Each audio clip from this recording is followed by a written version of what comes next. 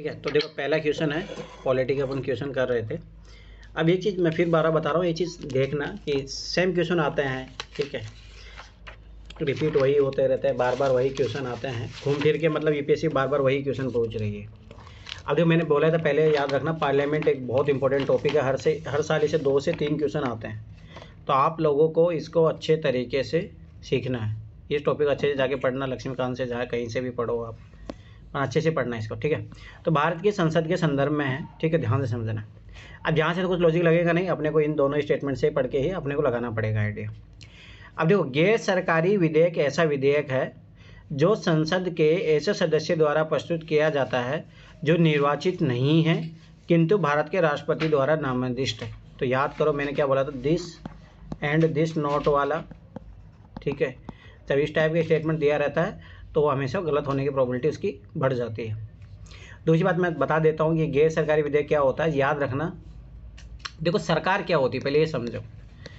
सरकार का मतलब ये मत समझ लेना कि बीजेपी के जितने मेंबर जो पार्लियामेंट बने हैं वो सारे सरकार होते हैं, नो। जो उनके द्वारा, जिसमें मंत्री होते हैं, ठीक है, प्रधानमंत्री होता है, ठीक है, ये सब सरकार के पार्ट होते हैं। तो सरकार सभा की बात, सरकार का मतलब क्या है, जो मंत्री है ये सब है।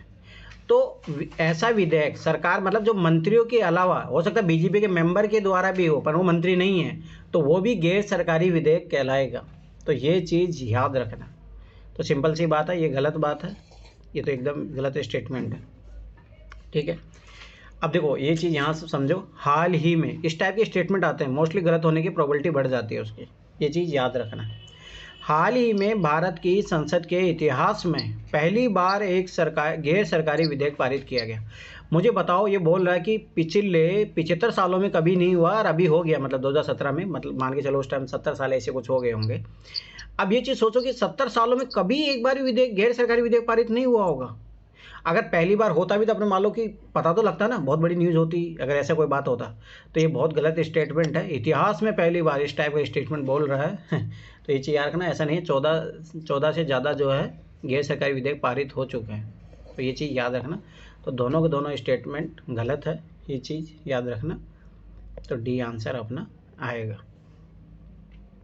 दूसरी बात मैंने क्या बोला था, देखो सिंगल फैक्ट वाले जो होते हैं वो गलत होने की प्रोबेबिलिटी रहती है। अब देखो यहाँ ध्यान से देखना, जैसे मैंने क्या बोला था, देखो निर्वाचित नहीं है, ठीक है, तो यहाँ पे सभा सी बात है, कोई और भी चीज़ हो सकती है, राष्ट्रपति द्वारा नामांकित नहीं, सभा सी बात है, इसमें कौन से होते हैं, जो ओनली सरकार के मंत्री के अलावा और कोई भी सदस्य हो, अगर वो विधेयक प्रस्तुत करता है तो गैर सरकारी विधेयक कहलाता है। आराम से चेंज हो सकता है। दूसरी बात, दिस एंड दिस नोट वाली ट्रिक लग रही है, ठीक है, ये नहीं है ये है, ठीक है, याद करो वो ट्रिक गलत है।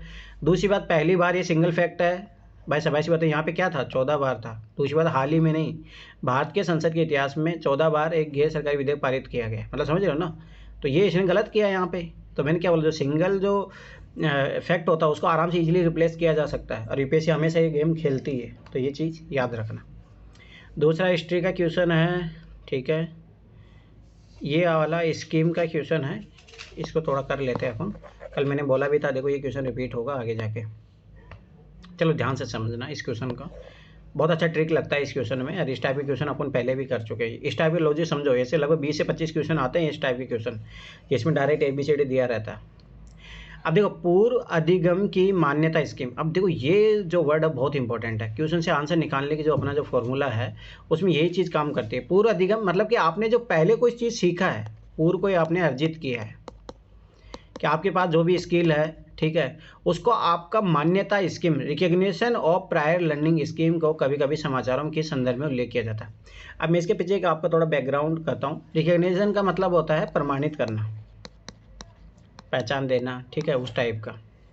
तो अपन देखेंगे ऐसा कहाँ पे बात तो हो रही है, तो ऑप्शन अगर आप जाओगे तो उस तरीके से आपको मिल जाएगा, ठीक है। दूसरी बात मैंने क्या बोला था, इस टाइप के क्वेश्चन करने के लिए पहले देखते अपन आगे से कोई सिमिलर मिल रहा है, आगे से कोई भी सिमिलर नहीं मिल रहा है, तो अपन फिर पीछे से पकड़ेंगे। पीछे से देखो यहाँ प्रमाणन करना लिखा है, और कहाँ पे लिखा है प्रमाणन करना, इसका मतलब आंसर इन दोनों में से ही आएगा। ये दोनों में से आएगा तो सभी सी बात है, ये दोनों तो कैंसिल हो गए। ये चीज़ ध्यान से समझना, बहुत अच्छी ट्रिक लगती है इन टाइप के क्वेश्चनों में। अब देखो, निर्माण कार्य में लगे कर्मकारों के पारंपरिक मार्गों से अर्जित कौशल का, हाँ यही तो बात है पूर्व अधिगम का, कि आपने पहले कोई चीज़ अर्जित की है उसको रिकॉग्नाइजेशन किया जाएगा, ठीक है, अर्जित कौशल का प्रमाणन, ठीक है, रिकॉग्निशन का मतलब ही क्या होता है, ठीक। तो ये चीज़ अपने को पता चल गया।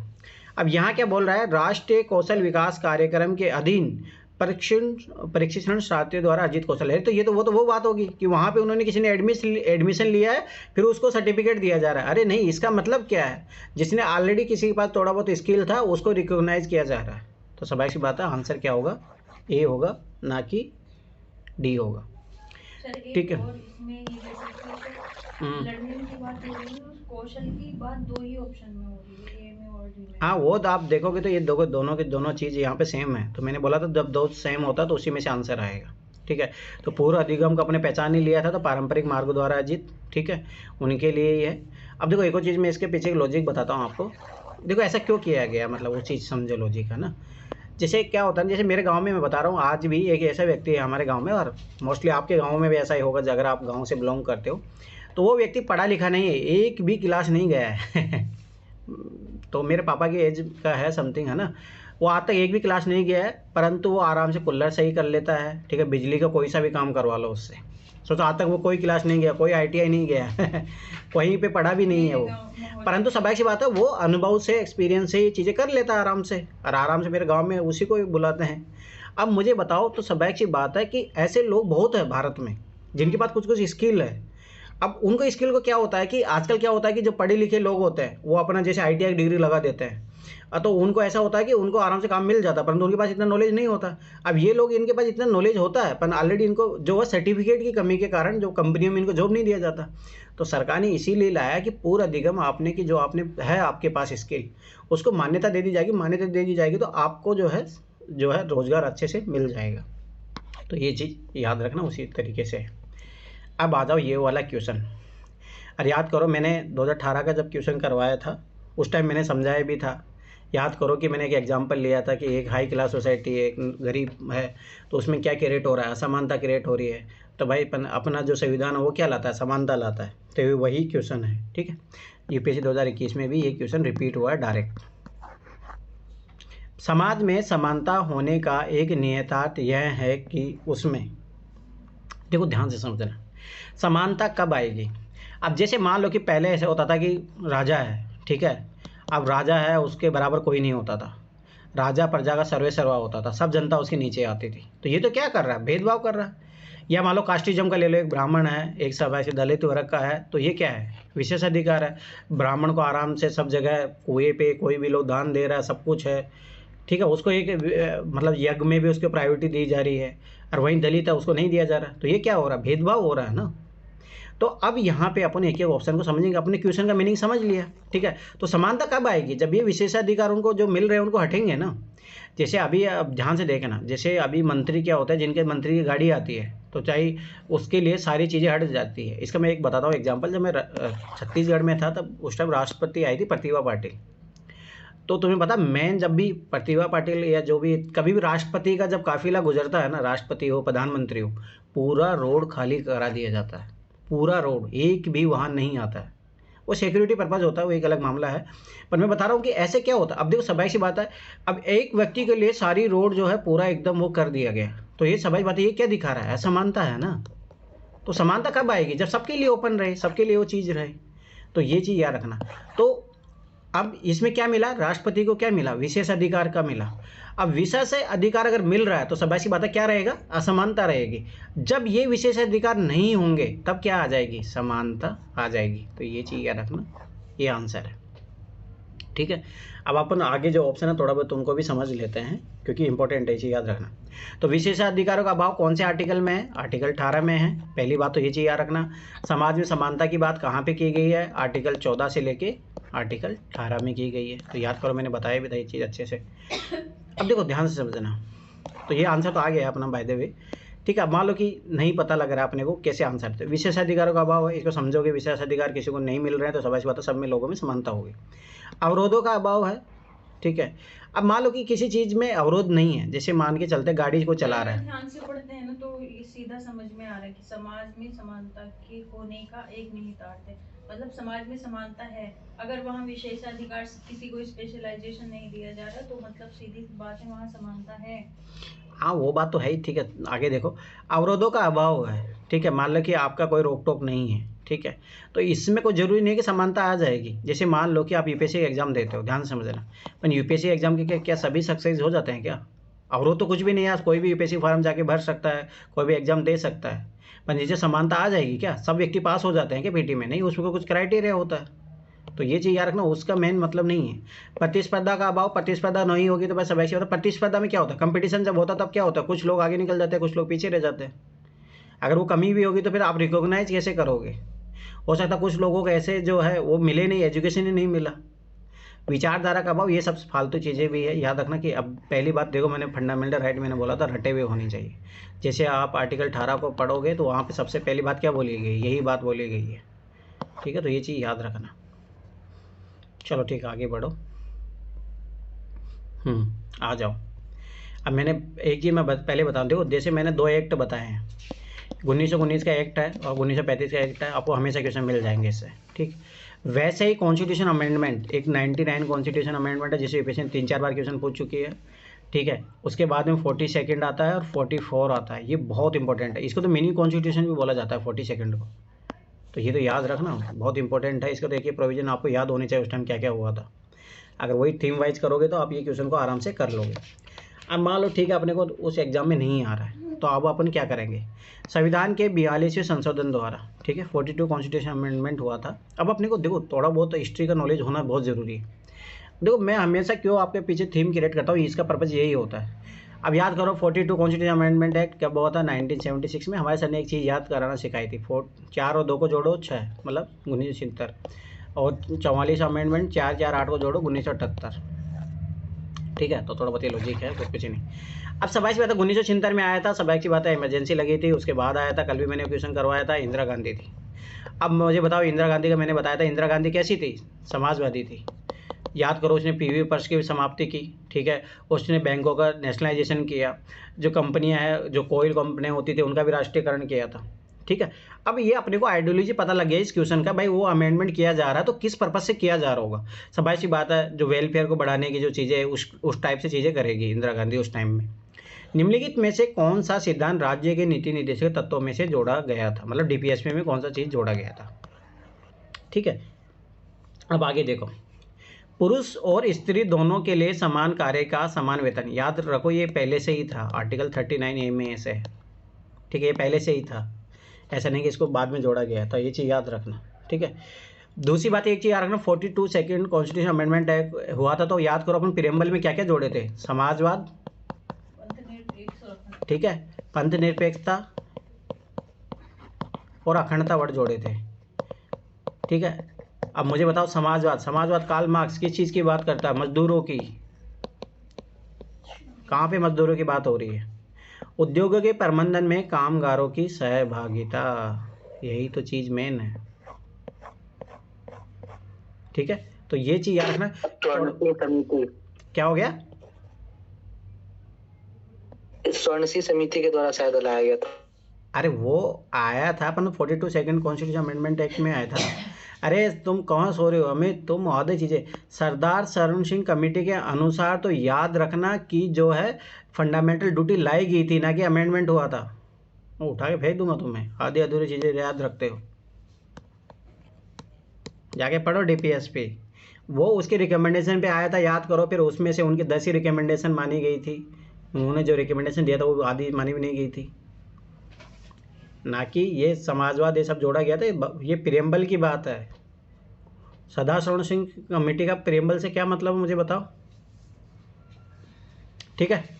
तो ये देखो क्वेश्चन के पीछे अगर आप आइडियोलॉजी समझोगे भाई कब आया अमेंडमेंट, क्या था उस टाइम, क्या क्या चीज़ें हुई थी, तो आप आराम से इस क्वेश्चन को कर सकते हो। पहली बात ये देखो पहले से ही था ये चीज़, ठीक है। ये जोड़ा गया था, और ये क्यों जोड़ा गया था भाई? याद करो प्रियम्बल में समाजवाद जोड़ा गया था उस टाइम, ठीक है। काम, शिक्षा और सार्वजनिक सहायता पाने का अधिकार, ये सब पहले से थे, याद करो। आर्टिकल शायद 46 में ये एजुकेशन था। फिर ये मैं याद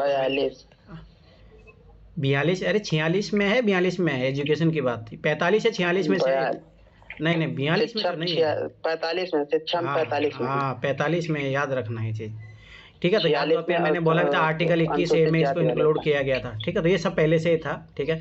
श्रमिकों के लिए निर्वाह योग्य वेतन और काम की मानवीय दशा सुनिश्चित करना। अब ना एक और चीज़ देखो, अपने एक जो ट्रिक सीख रहे थे वो भी ध्यान से समझना। अब देखो मैंने क्या बोला था, जब भी इस टाइप के क्वेश्चन आते हैं तो दो ऑप्शन सेम दिया रहेगा।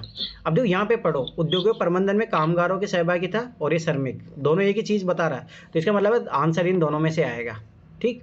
पहली बात तो ये चीज़ समझनी है, इस टाइप के ट्रिक लगता है, हमेशा लगता है। अब ये देखो, उद्योगों के प्रबंधन में कामगारों की सहभागिता, जैसे सभी सी बात है। अभी जैसे क्या होता है ना, देखो ध्यान समझना, पहले ऐसा हो रहा था कि मान लो कि जैसे लोगों को कभी भी निकाल दिया जाता था, ठीक है, जैसे अभी हो रहा है, क्योंकि अभी जो गवर्नमेंट है कैपिटलिस्ट गवर्नमेंट है, ना कि समाजवाद गवर्नमेंट नहीं है। तो उस टाइम ऐसा होता, उद्योगों जो कर्मगार मतलब जो भी श्रमिक होते थे उनको निकाल दिया जाता था, ठीक है। दूसरी बात ये होती थी कि उनका कोई सैलरी का भी ग्रोथ हो रहा है नहीं हो रहा है, ये कोई ध्यान नहीं देते थे। दूसरी बात पे याद करो कि इंदिरा गांधी के टाइम में मैंने बोला था कि इस टाइप के जो मजदूर संगठन है ऐसे बनाने की बात चली थी। अभी देखो जब से बीजेपी सरकार है, बीजेपी क्या कर रही है, इन कानूनों को धीरे धीरे हटाती जा रही है। अभी 44 जो कानून संहिता आई है उसमें क्या है, इसमें अगर आप जो है अब वो नहीं कर सकते, धरना प्रदर्शन नहीं कर सकते, ये सारी चीज़ें हैं, पर उस टाइम ये चीज़ें लाई गई थी, ठीक है। अब ये है उद्योग प्रबंधन में कामगारों की सहभागिता या श्रमिकों के लिए निर्वाह योग्य वेतन एवं काम की मानवीय दशाएं सुरक्षित करना। मुझे बताओ, ये तो जब आप अगर पढ़ोगे रिपन के काल में याद करो, उधर जो है औद्योगिक कामगार एक्ट आया था, अगर थोड़ा बहुत हिस्ट्री का अगर आपको नॉलेज हो, उसी में देखो उसमें 2-3 आए थे उस टाइम। तो पहले में तो ऐसा था कि पहले एक एज डिसाइड किया गया, फिर उसमें बच्चों को डिसाइड किया गया कि आप जो है खतरनाक कामों में नहीं ले सकते उनको। तो थोड़ा बहुत भी हिस्ट्री का भी नॉलेज रखोगे तो भाई समझ पाते, ये काम तो बहुत पहले से हो गए थे, ज़्यादा ज़रूरी क्या था। तो ये चीज़ भी याद रखना। अरे ऐसे तो पता होना चाहिए। देखो 42 कॉन्स्टिट्यूशन अमेंडमेंट ये इंपॉर्टेंट थीम में करेंगे, उससे भी ये क्वेश्चन होगा। पर मेरा मानना है देखो, हिस्ट्री का नॉलेज क्यों, आपको लिंकेज नॉलेज होना चाहिए। अब देखो मैंने ये चीज़ कहाँ से पकड़ ली, अगर आप पढ़ना जाके उधर जब हिस्ट्री पढ़ोगे तो उसमें आया हुआ है ये चीज़। चलो ठीक है, अब आगे देखो, निम्नलिखित में से कौन सा एक सही है। अभी डायरेक्ट क्वेश्चन दिया है, अपने को कुछ भी नहीं दिया है, ठीक है। पर याद करो मैंने बताया था 2018 में भी क्वेश्चन आया था और अभी भी आया। पर देखो दो चीज़ें सेम दिया होगा। देखते हैं, अधिकार जो है नागरिकों के विरुद्ध राज्य के दावे हैं। ये देखो, अधिकार राज्य विरुद्ध नागरिक दावे, तो सबाई सी बात अपने को पता लग गया, दोनों ऑप्शन गए काम से, ठीक। पर अभी मैं बताऊंगा, पर ये चीज़ समझो। अब मुझे बताओ, अधिकार नागरिक के विरुद्ध राज्य के दावे होते हैं। अरे भाई मैंने कितनी बार बोला, डेमोक्रेटिक कंट्री में हमेशा याद रखना, जो सरकार होती है, सरकार हमेशा जनता के प्रति उत्तरदायित्व होती है, ठीक है, ना कि जनता जो है सरकार के प्रति उत्तरदायित्व होती है। तो कौन सा सही होगा, अधिकार राज्य के विरुद्ध नागरिकों के दावे हैं। दूसरी बात, अधिकार की बात करो, फंडामेंटल राइट अपने को किससे बचाते हैं, सरकार से बचाते हैं। कि सरकार कहीं अपने को, अब सोचो कि आज ही सरकार मान लो इमरजेंसी लागू कर दे, तो ये क्या है भाई, आपके पास फंडामेंटल राइट, आप सुप्रीम कोर्ट जा सकते हो जाके। तो भाई सबाई सी बात है, जो आपको जो फंडामेंटल राइट मिले हैं वो राज्य के विरुद्ध मिले हैं ना। राज्य चाह रहा है कि मैं सबको एकदम भाई सब लोग घरों में रहो, परंतु आपके भाई कि राइट टू मतलब आर्टिकल 19 है कि स्वतंत्र रूप से आप भ्रमण कर सकते हो। तो आप सबाई सी बात है ना कि आप सुप्रीम कोर्ट जा सकते हो ना, तो राज्य के विरुद्ध जाओगे ना आप। तो ये चीज़ याद रखना, ना कि नागरिकों के विरुद्ध जो है राज्य के दावे होते हैं। एक तो ये चीज समझो, क्लास 9 की एनसीईआरटी का लास्ट चैप्टर है, उसमें साफ साफ लिखा है अधिकार समाज और राज्य और अपने लोगों के प्रति दावा होता है, मतलब अधिकार की परिभाषा। हाँ वही चीज रखना।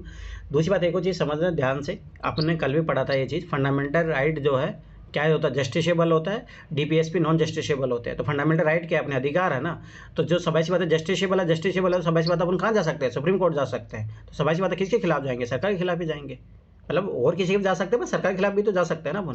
तो ये चीज़ समझने। दूसरी बात मैंने बोला था 2 ऑप्शन होगा, उनमें से एक ही सही होगा, तो ये तो एकदम नेगेटिव बात कर रहा है, ये सही है।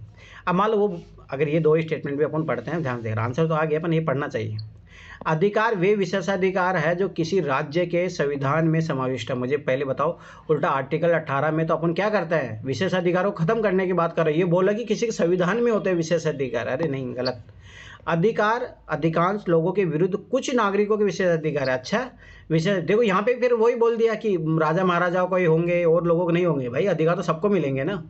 और सर गलत। दूसरा ना यहाँ पे नोटिस करने की बात ये है कि जहाँ पे पॉलिटी में कुछ लोगों के लिए दे रखा होता है वो गलत होता है। अरे बस समझ बात है, राइट तो सबके लिए होंगे ना। ये चीज़ भी समझनी है आपको, वो ब्रॉडर टर्म में होगा, ठीक है। चलो आ जाओ अब अगला क्वेश्चन।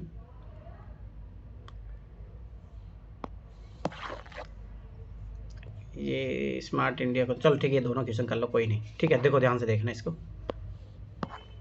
देखो फिर बार बता लो, ये क्वेश्चन रिपीट होते हैं। अब देखो ये स्टेटमेंट कितनी बार आया, 4 से 5 बार मिलेगा आपको। निम्नलिखित में से कौन जो है विश्व के देशों के लिए सार्वभौम लैंगिक अंतराल सूचकांक मतलब ग्लोबल जेंडर गैप इंडेक्स का श्रेणीकरण प्रदान करता है? अब देखो ध्यान से समझना। अब देखो सभी सी बात है कि ग्लोबल जेंडर गैप इंडेक्स निकालता है कि भाई सभी सी बात है महिलाओं का कितनी पहुंच है किसी चीज़ों में, पुरुष कहाँ पे, जैसे इकोनॉमी में, राजनीति में, इस टाइप का जो है और यूनिवर्सल लेवल पे उस पर निकालता है। तो सभी सी बात है, पहली बात तो ये यूनिवर्सल संस्था होगी, ठीक है, हमेशा एक चीज़ याद रखना, सभी सी बात है। दूसरी बात मैंने क्या बोला था कि 2 चीज़ें सेम दी होगी। देखो विश्व आर्थिक मंच दिया है, विश्व स्वास्थ्य संगठन दिया है। अरे अपने को पता है WHO तो क्या काम करता है, हेल्थ का इंडेक्स निकालेगा, ये सही निकालेगा, ठीक है, पहली बात तो ये चीज़ याद रखना, ठीक। दूसरी बात बोला UN मानव अधिकार परिषद, अरे मानव तो सबके लिए होगा, ओनली वुमेन के लिए नहीं निकालेगा, ठीक है, तो ये चीज़ भी गलत हो गई, ठीक। UN वुमेन, ठीक है, अब इन दोनों में से अपने को देखना है, UN वुमेन है और विश्व आर्थिक मंच है। अगर थोड़ा बहुत तो आपको पता होगा ना, UN वुमेन नाम से कुछ होता भी नहीं है, अगर होता भी, मुझे जहाँ तक मैंने तो नहीं पढ़ा कभी।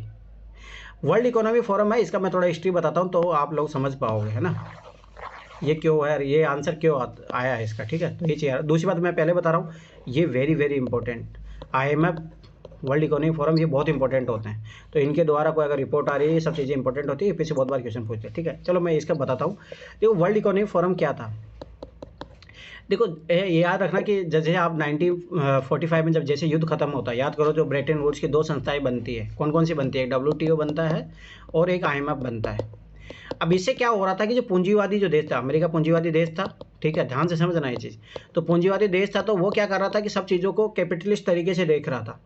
अब उस टाइम याद करो कोल्ड वार भी हुआ था, कोल्ड वार किसके बीच में होता है, USA और USSR के बीच में होता है, ठीक है। तो सभी सी बात है, ये समाजवादी देशों को उनको बढ़ावा देता था, ये पूंजीवादी देशों को बढ़ावा देता था। तो मैंने क्या बोला, ये जो संस्था है ये कैसी है, पूंजीवादी है, ठीक है, ये सभी सी बात है कैपिटल को बढ़ाने की इन चीज़ों का काम करता है। तो फिर उस टाइम जो एक समाजवादी संगठन बना और उसने भाई समाज में जो पैमाना है उसको नापने के लिए वर्ल्ड इकोनॉमिक फोरम बना था, ये चीज़ याद रखना। तो ये थोड़ा मतलब समाजवादी नेचर का होता है, तो सभी सी बात है ये चीज़ें देखा ही गए, अंतर खत्म करने के प्रयास करेगा। समाजवाद का मतलब क्या होता है, समाजवाद का मतलब यही होता है कि भाई असमानता नहीं होनी चाहिए, कार्ल मार्क्स क्यों बोलता था। तो भाई सभी सी बात है, तो वर्ल्ड इकोनॉमिक फोरम है, तो ऐसे जो लैंगिक जेंडर इंडेक्स जब निकालेगा तो सभी सी बात है उससे क्या पता चलेगा कि महिलाओं के खिलाफ कितना मतलब उनको असमानता है, घरेलू कार्यों में किया जाता है, उनको बाहर नहीं दिया जाता ऑप्शन, ये सारी चीज़ें। तो इस तरीके से आप उस क्वेश्चन को कर सकते हो। दूसरी बात इंपॉर्टेंट थीम है, उसके अकॉर्डिंग भी आपको करना चाहिए। अब बात अभी देखो बहुत अच्छा क्वेश्चन है, ये चीज़ याद रखना। चलो मैं जिसको बोलूँगा वो करो इस क्वेश्चन को एक बार। यहाँ पे है पूजा है, अभी पूजा रानू है, यस सर। चलो ठीक है, पहले पूजा बताओ, पूजा इस क्वेश्चन को करो आप, इस क्वेश्चन को कीजिए आप, देखते हैं आपका कितना ट्रिक का आपने, अगर आपने लास्ट ईयर भी क्लासेस देखी है तो आपको आती होगी, ठीक है, तो आप देखिए आप पकड़ पाते हो इस क्वेश्चन को, नहीं पकड़ पाते हो, बताओ इसको।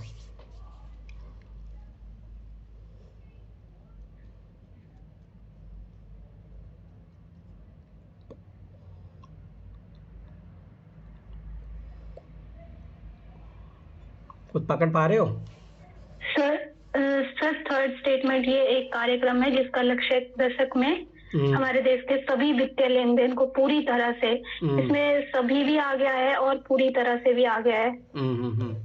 तो जैसे ये काटोगे तो आप इतना तो एक्सट्रीम हो गया। ठीक है, और पकड़ो, और क्या चीज लग रहा है इसमें, और पकड़ो।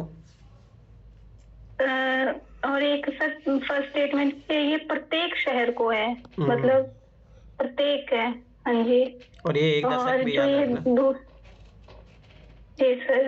ठीक है, चलो ठीक है, आपको मतलब आती है चीज़ें। अब देखो, अब ध्यान से देखना, ठीक है। स्मार्ट इंडिया हैकाथॉन है 2017 है, ठीक है। अब देखो स्मार्ट है, समझ बताइए स्मार्ट कौन होता है आज के दौर में, ध्यान से समझना, लॉजिकली समझो। स्मार्ट को है जो आज थोड़ा डिजिटली अच्छी चीज़ें से यूज कर पाता है, ठीक है, डिजिटली साक्षर है वो, ठीक है। उसके बाद टेक्नोलॉजी का जो भी प्रौद्योगिकी कोई आ रहा है उसका अच्छे से यूज़ कर पाता है, ठीक है। पढ़ाई लिखाई में अवेयरनेस भी है, मतलब समझ पाते हैं, इस टाइप से अपन लेते हैं स्मार्ट का मतलब। अब ये क्या बात बोल रहा है, यह हमारे देश के प्रत्येक शहर को, ध्यान से समझना, ये बहुत एक्सट्रीम हो गया, प्रत्येक शहर को एक दशक में मतलब 10 साल में, अच्छा शाबाश, मोदी इतना पावरफुल हो जाए एक दशक में चेंज कर देगा। स्मार्ट सिटी के रूप में विकसित करने के लिए केंद्र द्वारा प्रायोजित एक स्कीम है। मुझे बताओ, पहली बात अगर स्कीम होती तो ऐसा नाम लिखा होता। पहली बात मुझे बताओ, स्मार्ट सिटी याद करो, जब मोदी आया था आज तक वो स्मार्ट सिटी नहीं बनी है। 2014 में उसने घोषित किया था। मुझे बता दो कोई भी एक स्मार्ट सिटी 100 का उसने डिसाइड किया था, आज तक 100 बनी है? कहीं दिखी है आपको? जब सोचो स्मार्ट सिटी नहीं बना पाए, ये तो बोला प्रत्येक शहर को बना देंगे, इम्पॉसिबल, बहुत एक्सट्रीम हो गया है।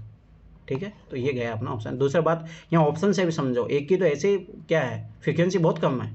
ये चीज़ याद रखना बहुत इंपॉर्टेंट है, ये ऑप्शन का भी लॉजिक समझो। ठीक है, तो ये गया। अब देखो आगे देखो, यह हमारे देश की अनेक समस्याओं को समाधान, हाँ ये पॉजिटिव बात है भाई बहुत सारी समस्या को समाधान करने के लिए नई डिजिटल प्रौद्योगिकी, मैंने बोला था स्मार्ट का मतलब याद करो, डिजिटल, ये सब सारी चीज़ें, टेक्नोलॉजी, इनमें वो अवेयर होगा। नई डिजिटल प्रौद्योगिकी नव परिवर्तनों, हाँ इनोवेशन, सब ऐसी बात है। स्मार्ट का मतलब सब नवाचार को इनको बढ़ावा की अभियान की एक पहल है। अब देखो ध्यान से समझना, एकदम नॉर्मल स्टेटमेंट है। मैंने कितने बोला, जब एक टाइप से लिखा रहता है एकदम नॉर्मल स्टेटमेंट लिखा है, दूसरी बात पॉजिटिव बात करा, सॉल्यूशन बात करा, तो ये तो 100% आंसर का पार्ट बनेगा। तो सब ऐसी बात है, दूसरा तो होगा, तो दूसरा गया, तो ये तो गया। अब आ जाओ तीसरा पढ़ते हैं।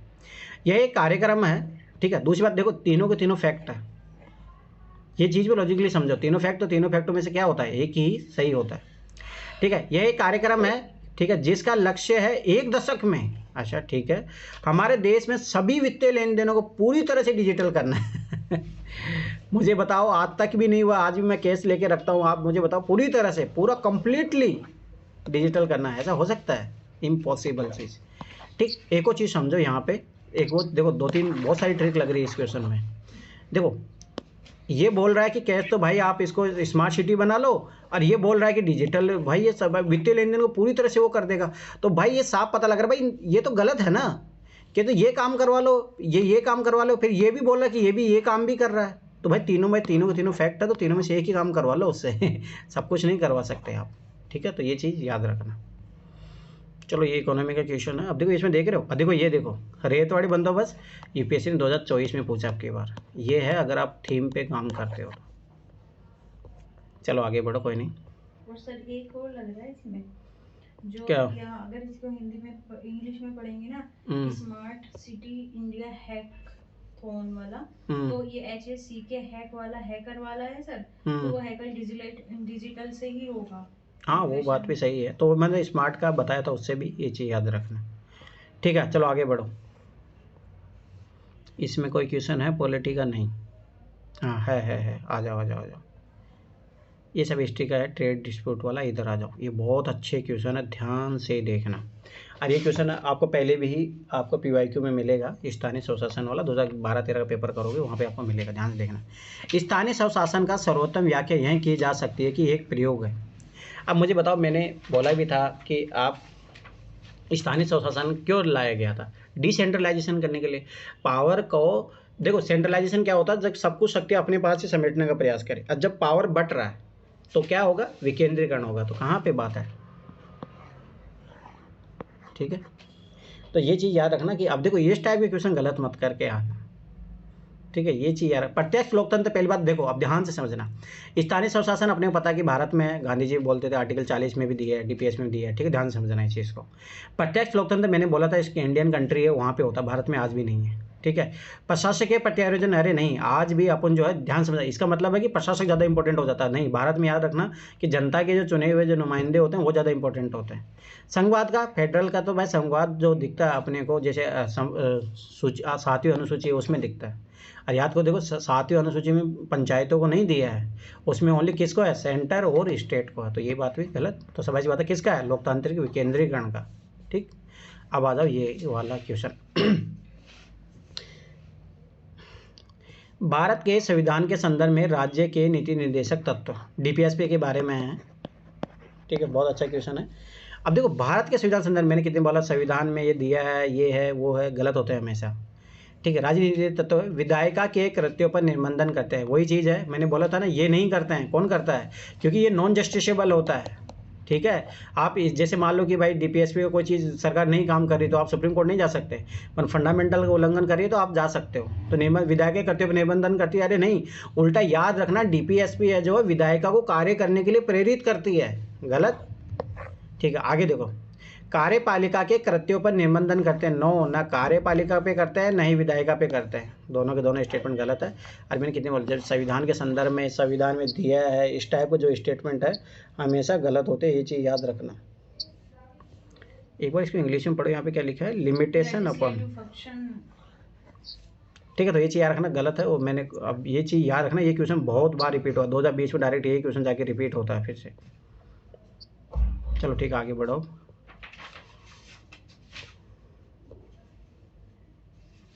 ठीक है, ये आ जाओ। अब देखो मैंने बोला था ना, देखो ये रहा वो फैक्ट्री एक्ट जो हिस्ट्री का क्वेश्चन था।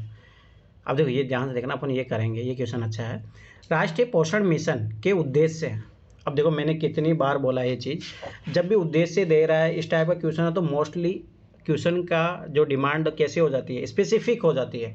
स्पेसिफिक हो जाएगी तो हमेशा ये इसके कम से कम इसके ऑप्शन आंसर होंगे। और याद रखना, जो मैंने देखा है मोस्टली जो है उद्देश्य जब पूछता है तो एक ही होता है, बहुत एकाध शायद एक क्वेश्चन में ऐसा हुआ है कि दो उन्होंने आंसर दिए थे, नहीं तो मोस्टली जब भी उद्देश्य पूछता तो एक ही आंसर होता है। ठीक है, तो ये चीज़ याद रखना, जैसे हाँ इसी क्वेश्चन में उन्होंने 2 दिए, ठीक है, अपन ने मोस्टली जो है हमेशा एक होता है। देखो इन्होंने ऑप्शन ऐसे बनाए तो एक तो ऐसा बनाया भी नहीं है इन्होंने, ठीक है। अपन देखो ध्यान से समझते हैं, कोई नहीं। राष्ट्रीय पोषण मिशन है, पहली बात याद रखना कि आर्टिकल 47 के तहत ये मिशन चलाया गया था, ठीक है, पहली बात ये चीज़ याद रखना। नेशनल न्यूट्रिशन मिशन के उद्देश्य क्या है, अब देखो मैंने कितनी बार बोला है भाई, न्यूट्रिएंट्स की वैल्यू किसको कमी पड़ती है, महिलाओं को पड़ती है, बच्चों को पड़ती है, ठीक है। जो आंगनबाड़ी है, जो आंगनबाड़ी है उसको क्या है, बाल आंगनबाड़ी भी बोलते हैं। उसमें जैसे महिलाओं को क्या होता है, उसमें पैकेट मिलते हैं, जो गर्भवती महिलाएं होती हैं, बच्चों को उसमें खाने का, याद करो जो स्कूल से पहले है ना, बच्चों को आंगनबाड़ी में भेजा जाता है, ठीक है।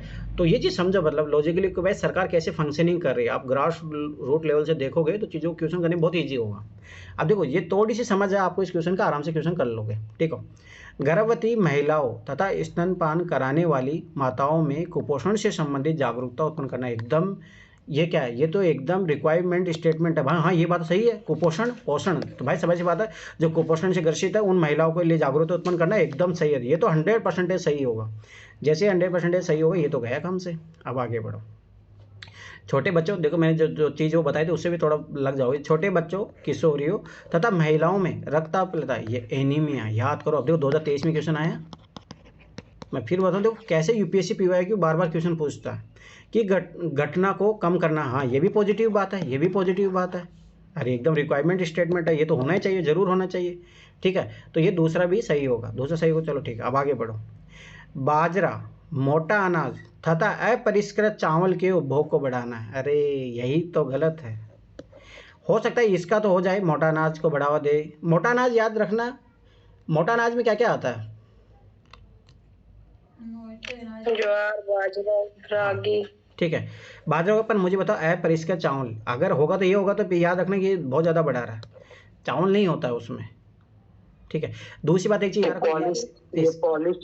पॉलिश चावल का बात कर रहा है सर। हाँ, और पॉलिश चावल का पोषण से कोई लेना देना हाँ है वही ना। दूसरी बात याद रखो कि इन चीज़ों के लिए अलग मिशन चल रहा है भाई, प्रधानमंत्री गरीब कल्याण योजना, ये सब सारी चल रही। और सर जब उसको कुछ गलत करना होता नहीं ऐसे, हाँ वो मतलब समझ बात है कि वो एक्स्ट्रा चीज़ें बढ़ाते जा रहा है, उससे गलत होने की प्रोबेबिलिटी बढ़ जाती है। तो जैसे तीसरा काटोगे ये भी गए। अब देखो, मुर्गों के अंडों का उपभोग को बढ़ाना, मुझे बताओ मोदी के काल में ऐसा हो जाएगा भाई ये चीज़ समझो भाई। बीजेपी जो सोचो कि भाई मांस की दुकान नहीं खोलने देती है, तो सोचो वो बोल रही है कि हम जो है आंगनबाड़ी में सबको, सोच रहे हो छोटे बच्चों को खिलाओगे आप, बीजेपी वाले उठा के फेंक देंगे, ये चीज़ याद रखना, ठीक है। तो ये चीज़ याद रखना। और पहली बार मैंने बोला कि हमेशा याद रखना कि देखो ज़्यादा इंपॉर्टेंट क्या होता है सरकार के लिए, क्या इंपॉर्टेंट है, अंडे इंपॉर्टेंट है, न्यूट्रिशन बढ़ाना है अपने को तो ये चीज़ हमेशा याद रखो, ठीक है। चलो आगे बढ़ो। और सर वैसे भी ना इसमें अगर सोचा जाए तो जैसे कि राष्ट्रीय पोषण मिशन है, तो सर पोषण के लिए तो हमको उपभोग से कोई मतलब नहीं है ना, हम उपभोग क्यों बढ़ाएंगे। हाँ ऐसे भी याद रखना कि जब बहुत ज़्यादा लोग जो खाते हैं वो भी तो वो कुपोषण हो जाता है ना, याद रखो। जो जो फास्ट फूड खाते हैं तो वो को बढ़ाने से कोई मतलब है नहीं, मेन डाइट है उनका, वो चीज़ अवेयर करना, ये सारी चीज़ें बहुत इंपॉर्टेंट होती है। और 2 नंबर ऑप्शन में सर कम वर्ड का इस्तेमाल किया गया है, जो कि ये पॉजिटिव होता है, सही होने के चांसेस होते हैं। हाँ ये समझ में आता, एनीमिया की कमी को घटाएगा ना तो पॉजिटिव बात है ना, तो ये चीज़ भी याद रखना। चलो ठीक है आगे बढ़ो, इसमें से कोई क्वेश्चन है? नो। चलो पापा एक समस्या बनती जा रही है भारत में।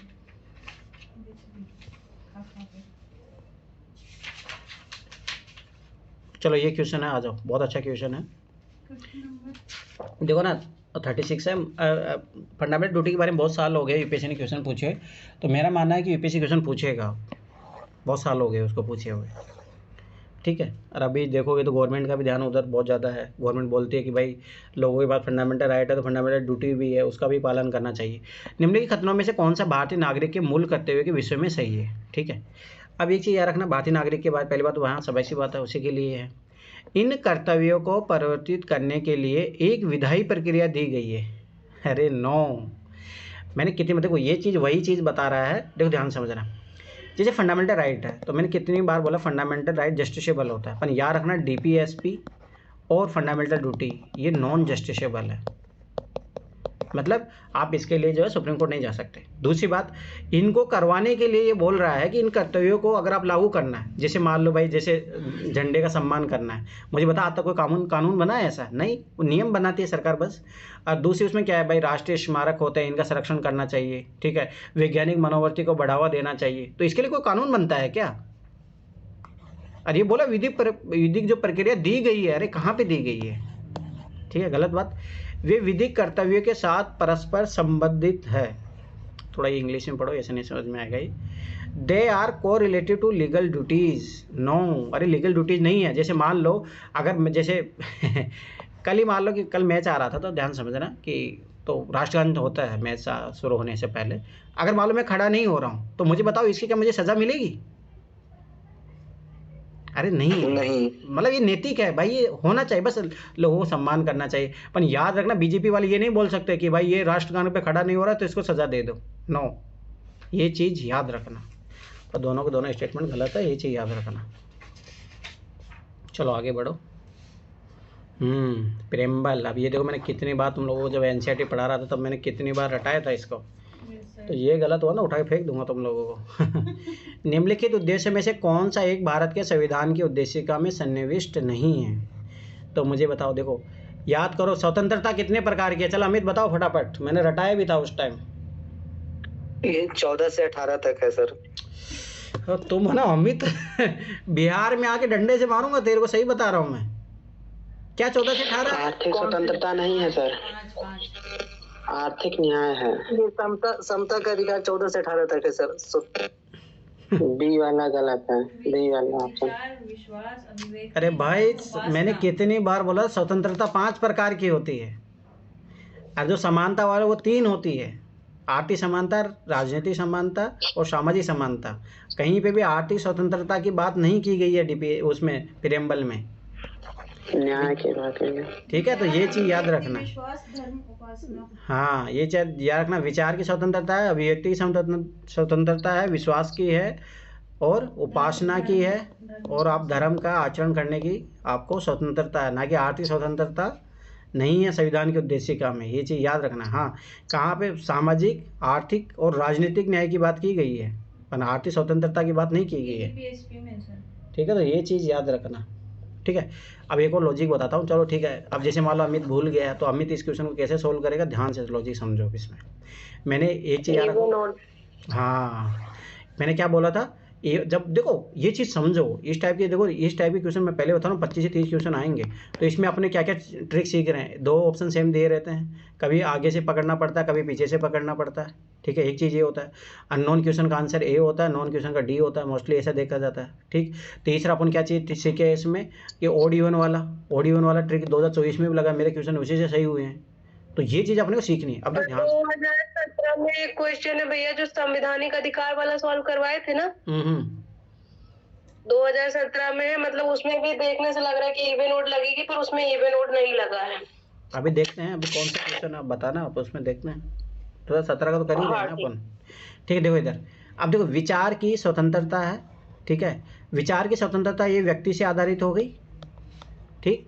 अभिव्यक्ति की स्वतंत्रता है, ये भी किससे आधारित हो गई, व्यक्ति से आधारित हो गई।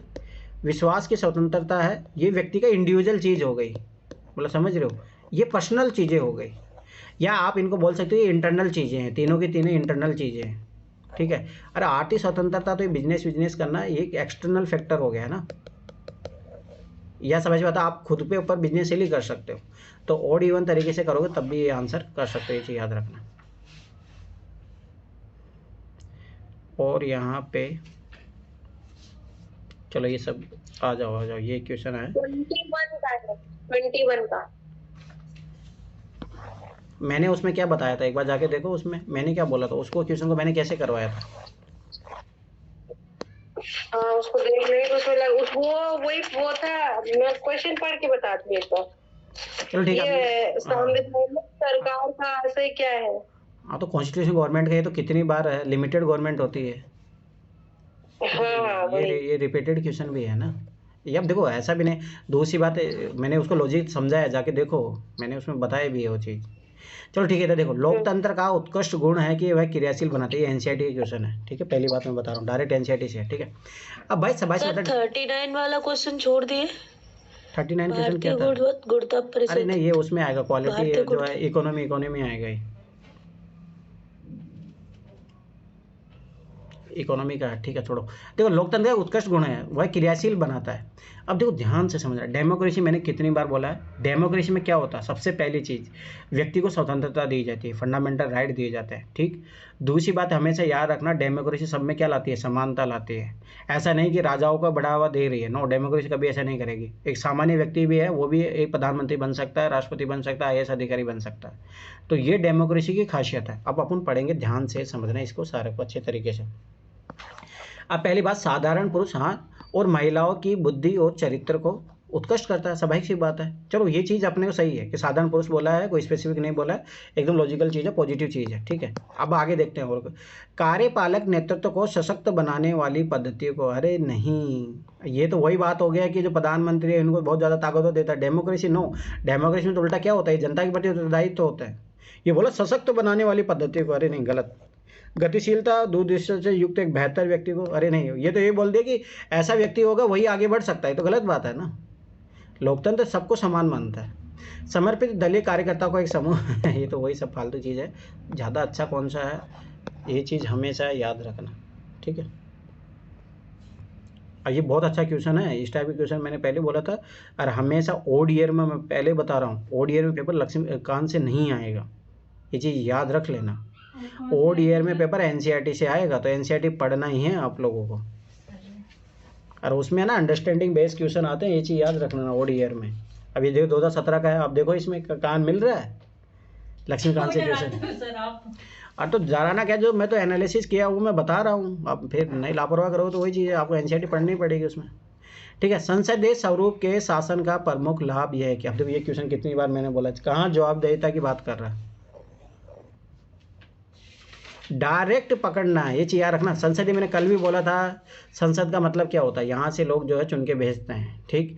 तो इसमें सबसे बड़ी खासियत क्या होती है कि जो है, जो संसद में जो गए हैं प्रतिनिधि, वो जनता के प्रति उत्तरदायित्व होते हैं, ठीक है। तो जनता के प्रति उत्तरदायित्व होते हैं, तो स्वाभाविक सी बात है। अब तो जनता के प्रति डायरेक्ट नहीं होते हैं भारत में, तो वहाँ पर क्या होता है कि भाई लोकसभा में उत्तरदायित्व आपको सुनिश्चित करना पड़ेगा, तो ये चीज़ याद रखना। अब देखो कार्यपालिका और विधानमंडल दोनों स्वतंत्र रूप से कार्य करते हैं। अरे क्या बात करें, भारत में दोनों एक ही चीज़ है ना। जैसे देखो याद करो, लोकसभा की जो मेंबर होते हैं, लोकसभा राज्यसभा मान लो दोनों के दोनों, तो यहीं से जो है सरकार के मंत्री बन के जाते हैं, तो ये दोनों स्वतंत्र कैसे हो गए। पर हाँ, अमेरिका में होता है, ये चीज़ याद रखना, वहाँ कार्यपालिका अलग होती है, विधानमंडल जो है अलग होता है। अपन भारत की बात है, भारत में संसदीय स्वरूप है, याद रखना। पार्लियामेंट गवर्नमेंट अपने को अपनाए अपन ने ब्रिटेन से। यह नीति की निरंतरता प्रदान करता है और यह अधिक दक्ष है। अरे क्या बात करो, गलत। आज मोदी को पीछे खींचा जा सकता है, अगर देखना अभी देखना बिहार में चुनाव होने दो गारंटी साथ बता रहा, सत्ता पलट होगी, बिहार में चुनाव होने दो बहुत सारा डिपेंड करेगा बिहार पे। तो ये याद रखना, सब ये अमेरिका के बारे में दिया है, इसलिए वहाँ पे ऐसा है। अब ये चीज़ भी याद रखना, ये राष्ट्रपति स्वरूप की है, प्रेसिडेंट गवर्नमेंट है, ये याद रखना, ये दोनों चीज़ें उसके लिए सही होगी। ठीक है। आगे कार्यपालिका जो विधानमंडल के प्रति उत्तरदायी बना रहता है, ये स्टेटमेंट मैंने कल भी बोला था, ये यूपीएससी ने बहुत बार पूछा है। तो कैसे बनता है, सभा की बात है, जैसे सरकार के खिलाफ अविश्वास प्रस्ताव पारित किया जाता है लोकसभा में, तो सरकार गिर सकती है अगर विश्वास बहुमत अपना सुनिश्चित नहीं करती है। तो सभा की बात है किसके प्रति, विधानमंडल के प्रति उत्तरदायी रहती है। सरकार के अध्यक्ष को निर्वाचन के बिना नहीं बदला जा सकता, तो ये तो चीज़ बहुत गलत बात है। सरकार का अध्यक्ष कौन होता है, मुझे चलो ये बताओ कोई चीज़, कौन है सरकार का अध्यक्ष, कोई बताएगा ये चीज़। The head of the government कौन होता है, अरे कोई प्रेसिडेंट।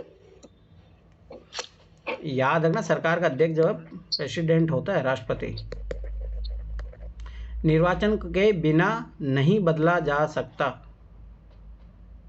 तो इसका मतलब ही नहीं है अपने संसदीय स्वरूप अपना है। संसदीय स्वरूप में क्या है, सबसे मेन खासियत इसकी ये है। सर और अगर हम वैसे भी देखें तो ए और सी में कार्यपालिका और विधानमंडल की बात हो रही है, सिमिलर तो है। हाँ वो भी देखो लो, ये 4 नंबर, ये जो है ना 4 नंबर वो सही है सर, लेकिन इसमें जो नोट वर्ड लगा दिया इसलिए गलत हो गया है। सरकार के अध्यक्ष को निर्वाचन के बिना बदला जा सकता है, ये सही है, लेकिन नोट जो लग गया ना ये गलत करा दिया है सर। लेकिन अध्यक्ष अगर एक मिनट रुको, नहीं, मुझे बताओ, तुम कहते अपने इसको गलत लेके चल रहा है। मुझे बताओ सरकार का अध्यक्ष कौन होता है, एक बार देखो, ये सर्च करो एक बार, हेड ऑफ द गवर्नमेंट कौन होता है, क्योंकि मेरे अनुसार ये प्राइम मिनिस्टर होना आएगा यहाँ पे शायद, तब ये स्टेटमेंट गलत होगा। प्राइम मिनिस्टर होएगा। हाँ, तो ये चीज़ याद रखना, इसलिए स्टेटमेंट गलत है। अगर अपन है ना राष्ट्रपति लेके चलेंगे ना इसको, तो वो तो सही बात है भाई, राष्ट्रपति कब बदलता है, पर याद रखना प्रधानमंत्री तो कभी भी चेंज हो जाता है, याद रखो हर साल 1 साल में चेंज हो जाता है। जब हाँ मोरारजी देसाई की उसके कार्यकाल में देखो, फिर आप 1989 के बाद में देखो कितने प्रधानमंत्री आए, 6 महीने के लिए प्रधानमंत्री को, 1 साल के लिए, ये सब वीपी सिंह की सरकार। राष्ट्रपति तो नाम मात्र होता है ना।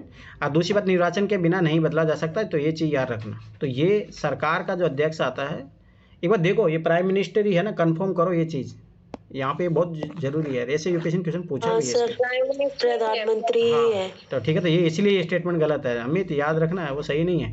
हाँ ये चीज़ देखो, ये देखो 2 ऑप्शन मैंने बोला था ना, ये देखो ये ट्रिक सीखो, ये भी थोड़ा याद रखो, याद दिलाते रखो। देखो ये दोनों सेम सिमिलर ऑप्शन है, तो ये तो ऑटोमेटिक गए। अब इनमें होगा कार्यपालिका विधानमंडल दोनों स्वतंत्र रूप से कार्य करते हैं, गलत। कार्यपालक विधानमंडल के प्रति उत्तरदायी बना रहता है, यही तो मेन चीज़ है। अब देखो ये भी चीज़ ट्रिक सीखो अपने दोनों स्वतंत्र रूप से करेंगे तो फिर तो अब सबाई सी बात है, फिर अकाउंटेबल कैसे, हाँ अकाउंटेबिलिटी कैसे बनेगी, आप सबाई सी बात है, ये चीज़ समझने की बात है। ठीक है, भारत के संदर्भ में निम्नलिखित में से कौन सा अधिकारों कर्तव्य के बीच सही संबंध। अब देखो ये मैं फिर बता रहा हूँ, ये लक्ष्मीकांत में नहीं मिलेगा, ये क्वेश्चन आपको एनसीईआरटी में पढ़ा, देखो देख रहे हो 2017 का पेपर, एनसीईआरटी के क्वेश्चन है सर। हाँ। ये जितने भी टर्म पूछ रहा है ना, ये सारे एनसीईआरटी के। हाँ ये टर्म, ये चीज़ याद रखना कि ये अंडरस्टैंडिंग बेस होते हैं। आप जब तक अच्छे से फंडामेंटल राइट को नहीं समझोगे, फंडामेंटल ड्यूटी को नहीं समझोगे। अब जो लक्ष्मीकांत में दिया है वो फैक्चुअल पेपर है, इसीलिए मैं फिर बार बार बता रहा हूँ, ओड ईयर में पेपर जो है एनसीईआरटी से बनता है, एनसीईआरटी पढ़ना ही है आप लोगों को। ठीक है, अब देखो एक चीज़ यार, जैसे फंडामेंटल राइट है और फंडामेंटल ड्यूटी है। देखो पहली बात है, ये जस्टिसेबल होता है, ये नॉन जस्टिसेबल होता है, ठीक, पहली बात। दूसरी बात, ये पॉलिटिकल राइट है, ठीक है, ये कोई पॉलिटिकल राइट नहीं होता, ये व्यक्ति से अपेक्षा की जाती है कि वैसा करे, ठीक है। दूसरी बात ये याद रखना कि पर्सन के लिए होते हैं, ये पूरे समाज के लिए होते हैं, कुछ हो सकता है व्यक्ति के लिए भी हो, पर मोस्टली समाज के लिए होता है। तो ये चीज़ें अपने अंतर है, ठीक है। दूसरी बात मैंने क्या बोला था, जैसे अभी जो डिबेट चल रहा है, ये क्वेश्चन रिपीट हो सकता है।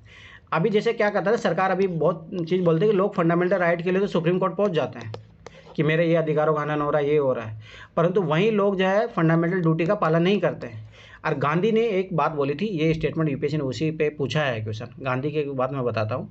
गांधी जी बोलते हैं कि मतलब कि व्यक्ति अगर मान लो कि अपने अधिकारों की मांग करेगा, सब लोग अगर अधिकारों की मांग करेंगे तो स्वाभाविक सी बात है, कैसे फिर लोगों का जो है मतलब सुरक्षित कैसे रहेंगे। सब लोग अधिकार के लिए भागेंगे और कोई अपने कर्तव्यों का पालन नहीं कर रहा है, तो कैसे होगा। स्वाभाविक सी बात है, सामंजस्य समाज बनाने के लिए तो उसमें जो है लोग भाई स्वाभाविक सी बात है कोऑपरेशन भी करे। हाँ ठीक है, कोई नहीं, कोई किसी का अधिकारों का हनन हो रहा है, परंतु अधिकारों का हनन कब होता है, ये चीज़ हमेशा याद रखना। जब किसी ने ऑक्यूपाई किया तो उसका मतलब फंडामेंटल ड्यूटी को उसने फॉलो ही नहीं किया, कर्तव्य का पालन नहीं किया। अब जैसे मैं एक स्वाभाविक सी बात है, सिंपल से एक बात बताता हूँ। जैसे मान लो कि पेरेंट्स का लेते हैं अपन एग्जांपल, जैसे मान लो कि अपना एक नैतिक दायित्व क्या होता है कि पेरेंट जब बूढ़े हो जाते हैं तो भाई उनका प्रोटेक्शन करना चाहिए, उनको दवा दारू सब जो भी है देखभाल करना चाहिए, ये एक नैतिक दायित्व है। परंतु अब मान लो कि आजकल जैसे हो रहा है कि बच्चे उनको वृद्धाश्रम में डाल देते हैं, उनको खाना भी नहीं देते हैं, तो फिर वो कहाँ जाते हैं, सुप्रीम कोर्ट जाते हैं कि ये देखो ये जो है मतलब भाई समझ में आता है आजीविका का अधिकार है या मतलब भरण पोषण का अधिकार है आर्टिकल 21 के तहत, तो ये अधिकार उल्लंघन हो रहा है। कब हुआ उल्लंघन? जब उसने अपना फंडामेंटल ड्यूटी कंप्लीट नहीं किया। तो यही चीज़ है, गांधी जी ने यही बोला था कि जब अधिकार चाहिए ना तो आपको कर्तव्यों का भी पालन करना चाहिए। जब ये दोनों चीज़ों में सामंजस्य बनेगा ना तभी वो चीज़ें स्थापित हो पाएगी। अब ये देखो यहाँ पे कहाँ पे ऐसा बात हो रहा है, अधिकार जो है कर्तव्य के साथ सहज संबंधित है। हाँ यही तो बात है भाई, अधिकार तभी तो मिलेंगे जब आप कर्तव्यों का पालन कर रहे हो। ठीक, अधिकार व्यक्तिगत है अतः समाज और कर्तव्य से स्वतंत्र है। अरे क्या बात कर रहे हो, मुझे बताओ, अधिकार अगर व्यक्तिगत होते हैं तो अपन व्यक्ति से ही तो समाज बनता है, तो वो एकदम स्वतंत्र कैसे हो सकते हैं? ये चीज़ हमेशा याद रखना। ठीक है, आगे देखो। अब देखो दो चीज़, ये भी देखो दो ऑप्शन सेम है। अब ये दोनों ऑप्शन तो ऐसे कट गए। ये चीज़ें पकड़ते चलो। अब देखो ये चीज़ है ना, धीरे धीरे पकड़ोगे तभी आप लोग कर पाओगे एग्जाम में, नहीं तो फिर चीज़ें दिक्कत होगी। ये चीज़ याद रखना। चलो ठीक है, भारत के संविधान नियम खत्म में से कौन सा अधिकार कर्तव्य के बीच संबंध सही है? ये गलत हुआ, ये सॉरी ये सही है, ये गलत हुआ। आगे देखो, नागरिक के व्यक्तित्व के विकास के लिए अधिकार न कि कर्तव्य महत्वपूर्ण है। भाई दोनों इंपॉर्टेंट है। ये मुझे मैं फिर बार वही बता रहा हूँ, लोग अगर फंडामेंटल ड्यूटी को फॉलो नहीं करेंगे तो लोगों को राइट मिलेंगे नहीं। पहली बार अधिकार और कर्तव्य दोनों एक दूसरे के पूरक हैं, सह संबंधित है, इसीलिए तो ये वाला है स्टेटमेंट। ठीक, राज्य के स्थायित्व के लिए कर्तव्य न कि अधिकार महत्वपूर्ण है। ये सब फालतू की बात है। अरे हमेशा मैं पहले बता रहा हूँ कि जो कॉन्स्टिट्यूशन जो बनता है व्यक्तियों के लिए बनता है, समाज के लिए बनेगा, सरकार वरकार के लिए ऐसा नहीं, सरकार को ज़्यादा प्राथमिकता दे रहा है, ऐसा कभी नहीं होगा। ये चीज़ याद रखना। ये वही बात कर, फंडामेंटल ड्यूटी के बिना व्यक्तिगत अधिकार सुरक्षित नहीं रह सकते। हाँ, तो वही मैंने एग्जांपल बताया कि स्वाभाविक सी बात, अगर कोई भी, जैसे मान लो कि कोई भी व्यक्ति है अगर अपने कर्तव्यों का पालन नहीं कर रहा, जैसे मैं IAS का एग्जांपल ले लो, कलेक्टर है, उसकी ड्यूटी क्या होती है? सरकार की योजना है उसका क्रियान्वयन करना होता है। अगर वो मान लो अपना नहीं कर रहा है, अपना ड्यूटी नहीं कर रहा है, तो लोग क्या करेंगे? फिर उसके खिलाफ जाएंगे। तो उसका काम अगर वो कर रहा है तो स्वाभाविक सी बात है, फंडामेंटल राइट और दोनों चीज़ें बैलेंस रहेगी। ठीक है, आगे देखो, भारत के संविधान के निर्माताओं का मत निम्नलिखित में से किस में प्रतिबिंबित होता है? बहुत अच्छा क्वेश्चन है। अरे मैं फिर बार बता रहा हूँ, ये NCERT में ही मिलेगा। अब इसके पीछे थोड़ा स्टोरी समझो। देखो मतलब ये क्वेश्चन जो है, ये आप क्वेश्चन को समझो कि क्वेश्चन ये पूछ रहा है कि जब संविधान बना था, ठीक है, तो संविधान याद करो, संविधान जब बन रहा था तो सबसे पहले याद रखना नेहरू ने उद्देश्य प्रस्ताव रखा था। ठीक है, उद्देश्य प्रस्ताव ये बोला जाता है कि वो अपने संविधान की एक वो है, मतलब कि भाई संविधान किस आधार पे है बना है, मतलब उसमें एक संक्षिप्त रूप दे, एक ये भी मान सकते हो संविधान का एक छोटा सा पार्ट है वो। और मैंने ये भी बोला जैसे मोबाइल संविधान है तो मैनुअल जो है उद्देश्य का है, और आप उसको उसके बिहाफ में कैसे यूज़ करोगे उसके बारे में। तो याद करो, देखो सब ऐसी बात। अब देखो इसमें संविधान के निर्माता उस टाइम कौन कौन थे बनाने वाले? जैसे अम्बेडकर थे। अम्बेडकर यार बताओ क्या चाहते थे? आर्थिक समानता, राजनीतिक समानता, ठीक है, ये सब चाहते थे। ठीक, अब उसके बाद में नेहरू आ जाओ, नेहरू क्या चाहता था? समाजवाद चाहते थे। अब ये सब चीज़ें बताओ कहाँ लिखी है? प्रियम्बल में तो लिखा है क्या? फंडामेंटल राइट में लिखा है? नो, तो व्यक्तिगत अधिकार होते हैं। DPS में सामाजिक और डेमोक्रेसी, सोशियो एंड इकोनॉमी जो है डेमोक्रेसी की बात किया जाता है। मूल कर्तव्य में कुछ लिखा है? ऐसा नहीं। कहाँ पे लिखा है? मत कहाँ लिखा है? समाजवाद नेहरू का फेवरेट था। ठीक है, उसके बाद में अगर आप देखो सामाजिक आर्थिक राजनीति देखना है, ये कौन चाह रहा था? अम्बेडकर चाह रहा था। ठीक है, भाईचारा है, बंधुत्व आए, क्यों जरूरी है? क्योंकि उस टाइम भारत और पाकिस्तान का विभाजन हुआ था, तो भारत के लोग क्या चाह रहे थे कि भाई जो यहाँ पे मुस्लिम लोग रह रहे हैं वो भी सहभागिता से रहे, बंधुत्व की भावना। तो ये आइडियोलॉजी कहाँ रिप्रेजेंट हो रही है? ओनली प्रियम्बल में। तो ये चीज़ याद रखना, इस तरीके से अगर समझोगे पॉलिटी को कभी क्वेश्चन गलत नहीं करोगे। चलो आगे देखो, मैंने एक चीज़ बोला था आप लोगों को याद रखो, जब इस टाइप से क्वेश्चन दे दिया जाता है एकदम जस्ट एक सिंगल स्टेटमेंट वाले वर्ड्स होते हैं तो उसमें तीनों के तीनों सही होते हैं। ये चीज़ याद रखना, ट्रिक बहुत सारे केस में लगेगी ये चीज़। ठीक है, चलो ठीक है, अपन क्वेश्चन पढ़ते हैं उसके अनुसार करेंगे अपन। भारत की संसद किनके द्वारा मंत्री परिषद के कृत्यों के ऊपर नियंत्रण रखती है? अब देखो यही चीज़ है कि सबसे मेन चीज़ क्या है? पार्लियामेंट फॉर्मेट गवर्नमेंट का अपन देखो यही क्वेश्चन अपन यहाँ पे सीखा। अब देखो यही क्वेश्चन ये है सेम। अब सभी जो है मंत्री परिषद को आपको अकाउंटेबल बनाना है, तो सबसे पहली चीज़ है, जैसे मान लो कि आप मेरे को पैसे दिए हो, ध्यान से समझना ये चीज़, तो आप मेरे को पूछो सर आप क्लास क्यों नहीं ले रहे हो? ठीक है, सभी से बात है, प्रश्न करोगे ना। अगर आपने पैसे दिए मेरे को तो भाई सभी से बात है प्रश्न करोगे, तो ये तो जरूर आएगा। सरकार से जब प्रश्न पूछा जाएगा आप ये काम क्यों नहीं कर रहे हो, तो अकाउंटेबल बनेगी सरकार, वो काम करेगी, तो ये तो जरूर आएगा। जब दूसरा जरूर आएगा तो ये तो आ गया। ठीक, अब मुझे बताओ जब प्रश्न पूछ रहा है उसके बाद में अगर कोई और, जैसे मान लो, ध्यान से समझना कि आपने पहला क्वेश्चन पूछा सर आप क्लास क्यों नहीं ले रहे हो, ठीक है, दूसरा क्वेश्चन आप पूछोगे ना कि सर आपने पैसे किस बात के लिए हैं, तो मतलब स्वाभाविक बात है, आपका दूसरा क्वेश्चन का भी तो यही है ना, अनुपूरक क्वेश्चन का मतलब क्या होता है, मेन क्वेश्चन पूछा है उसके बाद में कोई सेकंड क्वेश्चन भी पूछना चाह रहे हो आप। जैसे मंत्री से बोला कि ये रोड क्यों नहीं बनी है, ठीक है, ये रोड के लिए जो फंड आया वो कहाँ गया, तो ये दोनों क्वेश्चन बस स्वाभाविक बात, इससे क्या होगा, सरकार अकाउंटेबल बनेगी ना, तो ये तो दोनों तो जरूर आएंगे। ठीक है, अब आगे देखो, स्थगन प्रस्ताव। स्थगन प्रस्ताव याद करो कि ये पहले भी यूपीएससी क्वेश्चन पूछा है 11-12 में जब आप क्वेश्चन करोगे। ठीक है, स्थगन प्रस्ताव क्या कब लाया जाता है, अब जैसे मान लो कि जैसे अभी ध्यान समझना, जैसे अभी पार्लियामेंट चलेगी, अभी शायद आप चलने लग जाएगी, बजट सेशन का एस्टिमेट होता है, फिर उसके बाद में चलती है। ठीक है, अब अचानक से क्या हो गया कि बहुत बड़ा मुद्दा हो गया। ठीक है, आज के दिन ऐसा हुआ कि मतलब 100 लोग मर गए हैं, जैसे मान लो, ठीक है, मरने वाली बात नहीं लेते हैं, चलो मान ले चलते हैं कि मतलब किसी जो है ट्राइबल के साथ कोई बहुत बड़ा वो हो गया है, डिस्क्रिमिनेशन हो गया है, जो फंडामेंटल राइट का भी उल्लंघन कर रहा है, और बहुत बड़ी घटना हो गई है वो, या जैसे होता है ना दलितों को जला दिया जाता है। ठीक है, ऐसा कुछ मामला हो गया। अब उस दिन मान लो कि उस दिन का एजेंडा हमेशा याद रखना, जब संसद जब शुरू होती है तो एजेंडा होता है कि आज ये काम करेंगे। सुबह पहले मान लो कि सब लोग बैठे हैं वहाँ पे, ठीक है, अचानक पता लगता है, जैसे नॉर्मल 9 या 10 मतलब 11 बजे शुरू होता है सेशन। ठीक है, 11 बजे से याद करो, सबसे पहला जो प्रश्नकाल होता है ऐसे होता है। ठीक है, 0 आवर होता है, फिर 12 से 1 के बीच में। अब अचानक से ऐसा मुद्दा आ गया, ठीक है, तो स्वाभाविक सी बात है, जो विपक्ष है, और विपक्षी तो हमेशा याद रखना कि जो मंत्रिपरिषद पे अकाउंटेबल बनाती है। ठीक है, अब वो क्या करेगी, वो स्वाभाविक सी बात है कि जो भाई आज का एजेंडा है उसको हटाओ साइड में, आप उसको स्थगन करो। आज जो मेन मुद्दा है कि भाई दलितों के साथ ये हुआ है, इस मुद्दे पे बात करो, तो सरकार को अकाउंटेबल ठहराया जाएगा ना। तो ये चीज़ याद रखना, तीनों के तीनों सही होंगे। दूसरी बात एक चीज़ याद रखना कि ये देखो ऊपर नियंत्रण रखती है, नियंत्रण रखती है, तो स्वाभाविक सी बात है क्वेश्चन की मांग कैसी हो गई है, वाइड हो गई। जब उन पे वो पड़ता है, हाँ, तो स्वाभाविक सी बात है, सरकार को अकाउंटेबल ठहराने के लिए तो ये तो है ही। और अब देखो पॉलिटी के क्वेश्चन 57।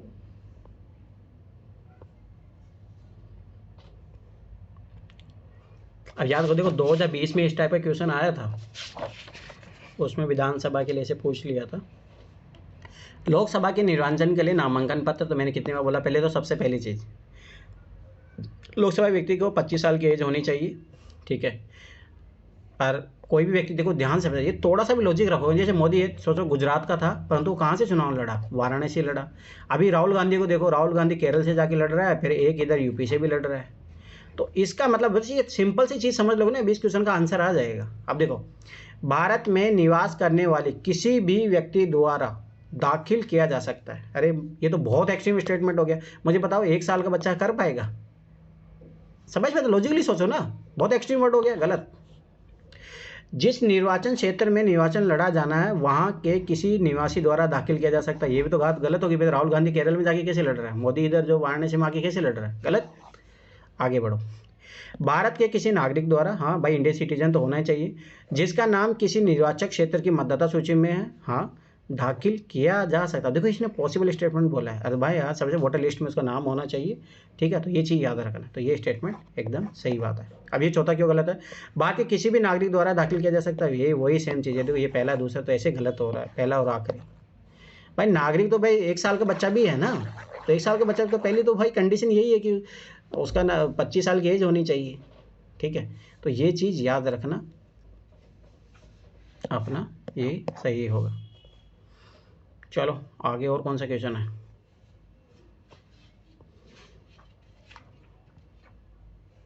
आ जाओ इधर।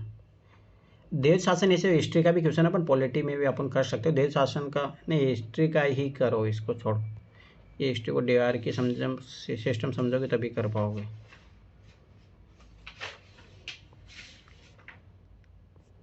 और कोई क्वेश्चन पॉलिटी का इसमें? अब तो नहीं होना चाहिए, ऑलरेडी बहुत सारे क्वेश्चन कर लिए अपन ने इसमें। आ गया है क्वेश्चन। चलो ठीक है, अनु है यहाँ पे, Anu you still present? Anu yes sir. ये क्वेश्चन कीजिए आप, अभी देखते हैं कि आप पकड़ पाते नहीं। हाँ 76 कीजिए आप।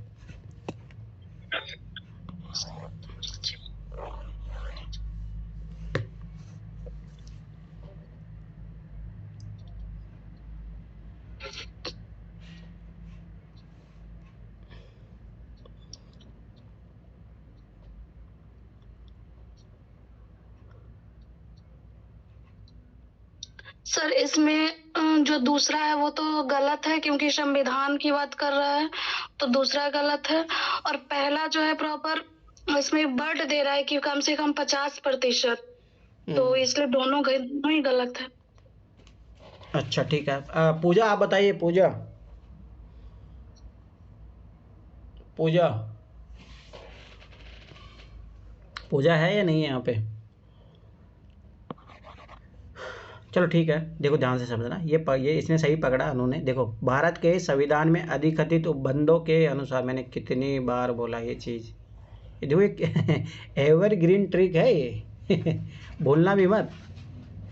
लोकसभा में अध्यक्ष का पद बहुमत वाले दल को जाता है तथा उपाध्यक्ष का पद विपक्ष को जाता है। ये मैंने कितनी बार बोला है, संसदीय परंपरा। देखो ये स्टेटमेंट कितनी बार रिपीट हुआ है, याद करो, मैंने उस दिन भी बोला था ये चीज़ गलत। ये संसदीय परंपरा नहीं कि संविधान में कहीं पे भी नहीं दी है। अब ये चीज़ गलत हो गई तो दूसरा गया तो ये गया। ठीक, आगे बढ़ो। लोकसभा अथवा राज्य की विधानसभा के निर्वाचन में, ठीक है, जीतने वाले उम्मीदवार को निर्वाचित घोषित किए जाने के लिए किए गए मतदान का कम से कम 50% पाना अनिवार्य है। अरे क्या बात कर रहे हो, भारत में 1% वोट भी मिल जाए ना, वो भी विजेता कहला सकता है। जैसे मैं बताता हूँ लॉजिक, ध्यान से समझना। जैसे मेरे गांव में है ना, एक बार ऐसा हुआ था कि बहुत सारे लोगों ने चुनाव लड़ा, मतलब सरपंच का चुनाव जो होता, 10-12 लोग थे। अब टोटल मान के चलो कि लगभग 2 या 3 हज़ार वोट थे मेरे गांव में, ठीक है, 2000 वोट थे। अब मान लो कि सबाई सी बात है, किसी को अगर मान लो किसी को अब 10, अगर इसको डिवाइड करो सबसे 200 वोट, अब किसी को 201 वोट आ गया, अभी 200 इसका परसेंटेज निकालोगे कितना है, 20% ऐसा है, तो वो विजेता कहलाएगा ना। तो ऐसा कोई जरूरी नहीं है कि भारत में, ये तो चीज़ डेमोक्रेसी का कमी भी बोला जाता है। टोटल 50% होता है। अरे हाँ, कहीं तो मतदान भी सर टोटल 50% होता है। तो हाँ वो चीज़ भी है पर ना, नहीं वो मेन चीज़ है, उससे वो नहीं है इसमें। ये चीज़ से बाईस बात है, भारत में तो ऐसा होता है जो सबसे ज़्यादा जिसके पास वोट आए वही जीतता है, बस खत्म। ये परसेंटेज वाला रेशियो चलता ही नहीं है उसमें। तो ये चीज़ लॉजिक याद रखना है, ये चीज़ें। 86 क्वेश्चन नंबर। इसमें ये करेंगे 86, 88, 89 करेंगे। 92 है आगे। चलो ठीक है, 86 देखो, भारत में मताधिकार निर्वाचित होने का अधिकार। देखो मैं इस क्वेश्चन के बारे में स्टोरी बताता हूँ। जो पीसीएस की तैयारी कर रहे थे उन्होंने विधि का अधिकार लिखा, ठीक है। अब मैंने कितनी बार बोला है, यूपीएससी जो है एनसीईआरटी को सही मानता है, तो ये चीज़ हमेशा याद रखना। तो ठीक है, चलो ठीक है। भारत में मताधिकार और निर्वाचित होने का अधिकार। मुझे बताओ, आपको मताधिकार जो दिया जाता है, ठीक है, आपको मत देने का अधिकार है, निर्वाचित होने का अधिकार है, ठीक है, ये क्या मूल अधिकार है? मूल अधिकार में मुझे बताओ कौन से मूल अधिकार में ऐसी बात की गई है? कहीं पे ऐसी बात की गई है? संवैधानिक अधिकार होगा ना। हाँ डायरेक्ट वो आएगा। मत सुनो, नेसेसरी अधिकार, अरे नेसेसरी अधिकार नहीं होता है। पहली बात तो आपको भारत का सिटीजन होना चाहिए, ठीक, मतदाता लिस्ट में नाम होना चाहिए। अभी तो ऊपर अपन उस क्वेश्चन में पढ़े कि नेसेसरी ऐसा नहीं कि प्रकृति के द्वारा मिला है, ठीक है, ठीक है। विधिक अधिकार है या संवैधानिक अधिकार है, अभी इन दोनों में ही मामला फंसा था। बहुत सारे लोग इसका भी मामला कि यूपीएससी ने संवैधानिक अधिकार क्यों माना, पर याद रखना कि एनसीईआरटी में दिया है ये चीज़, इसीलिए इसको संवैधानिक अधिकार माना गया है। तो ये चीज़ याद रखना।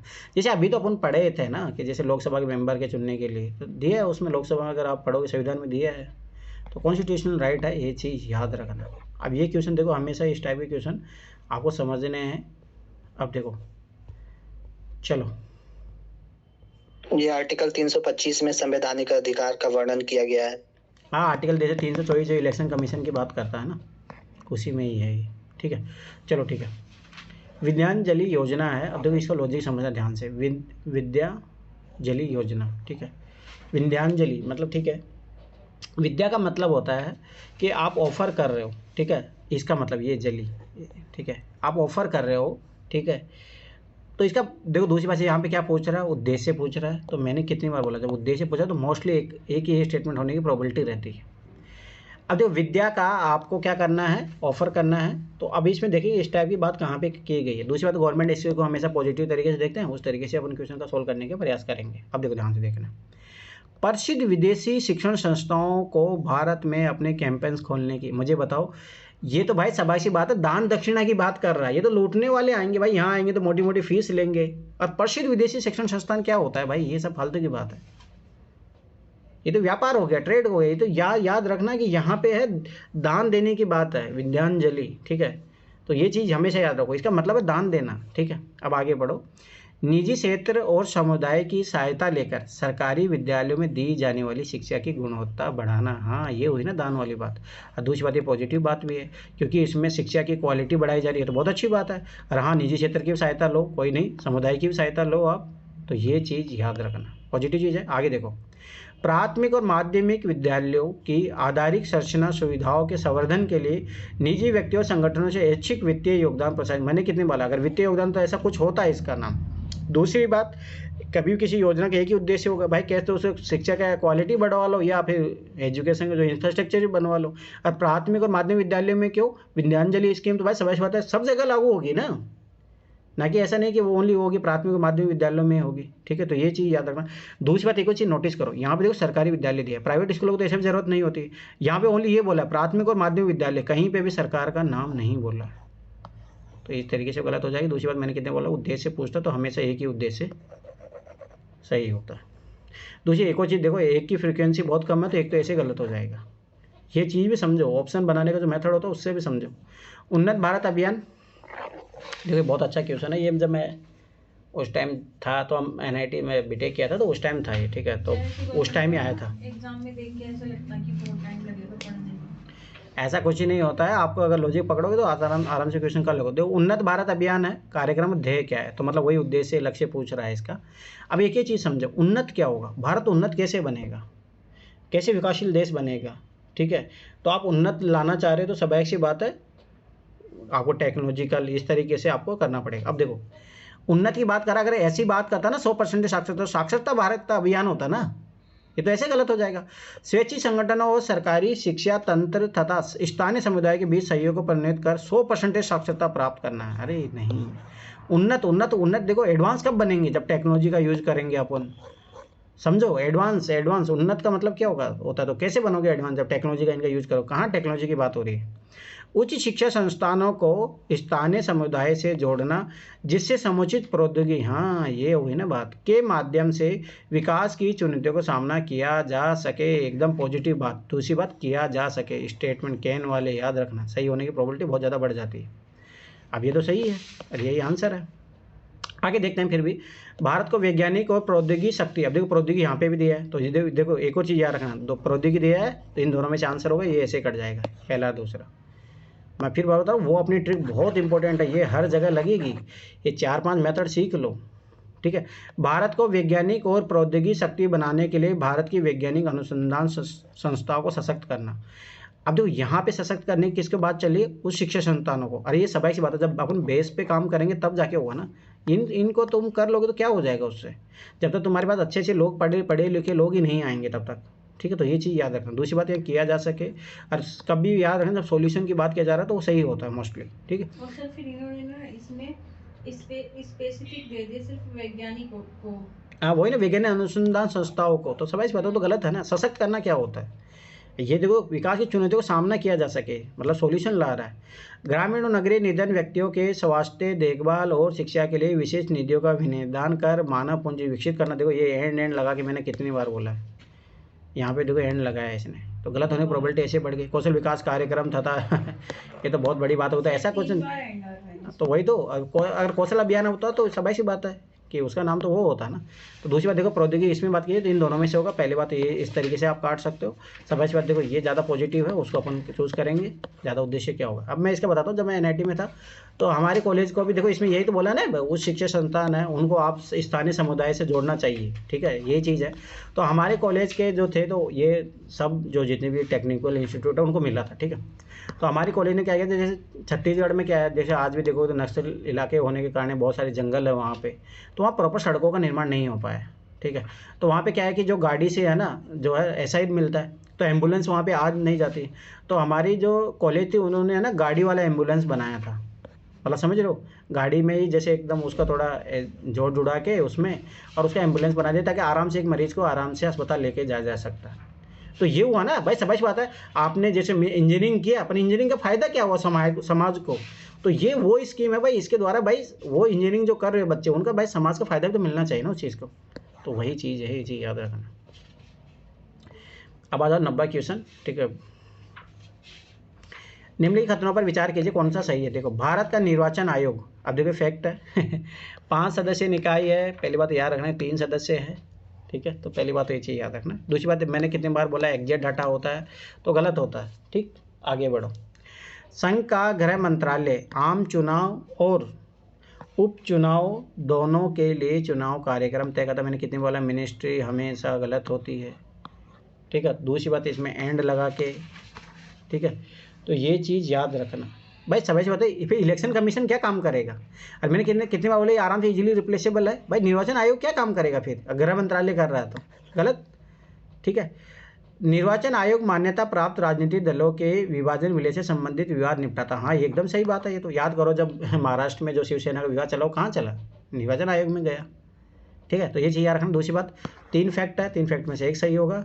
दूसरी, मिनिस्ट्री गलत होती है, एग्जैक्ट डाटा गलत होता है। जैसे पहला दूसरा काटोगे आप आंसर तक पहुँच जाओगे, ठीक है। देखो ये है ट्रिक, ऐसे सीखोगे तो काम, देखो मैं फिर 12 बता रहा हूँ, ये चीज़ याद रखना, काम करती है। 22 क्वेश्चन आए इससे। अब देखो ये क्वेश्चन देखो ध्यान से समझना।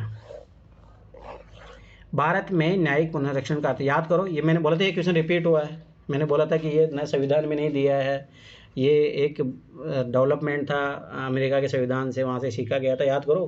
तो इसका मतलब ये क्वेश्चन डिक्टो रिपीट हुआ उधर। अब देखो ध्यान से समझना। अब देखो वीडियो ने पहले ये क्वेश्चन पढ़ो। न्यायिक पुनरीक्षण का मतलब क्या होता है। मैंने कितनी बार बोला है, न्यायिक पुनरीक्षण का मतलब होता है मान लो संसद ने कोई कानून बनाया, तो मान लो कि अगर उसकी संवैधानिकता की जांच करनी हो तो सुप्रीम कोर्ट उसकी जांच करेगा, ठीक है। तो ये चीज़ याद रखना। तो 22 बात कहते हैं वीडियो का कार्यपालक, मान लो कि जैसे कोई एग्जीक्यूटिव ऑर्डर बन गया है और ऐसा ऑर्डर बना दिया कि लोगों की स्वतंत्रता बाधित हो रही है, फंडामेंटल राइट बाधित हो रहे हैं, तो भाई सुप्रीम कोर्ट आराम से उसको चीज़ को देखेगा, रिव्यू करेगा कि भाई ये क्या कर रहे हैं, गलती तो नहीं कर रहे हैं कहीं पे। तो वीडियो और कार्यपालक आदेशों की संवैधानिकता के विषय में व्याख्यान करने का न्यायपालिका का अधिकार, बस यही तो पकड़ना था। देखो एक और चीज़ पकड़ो, न्यायिक जुडिशरी कौन करेगा, न्यायपालिका, ठीक।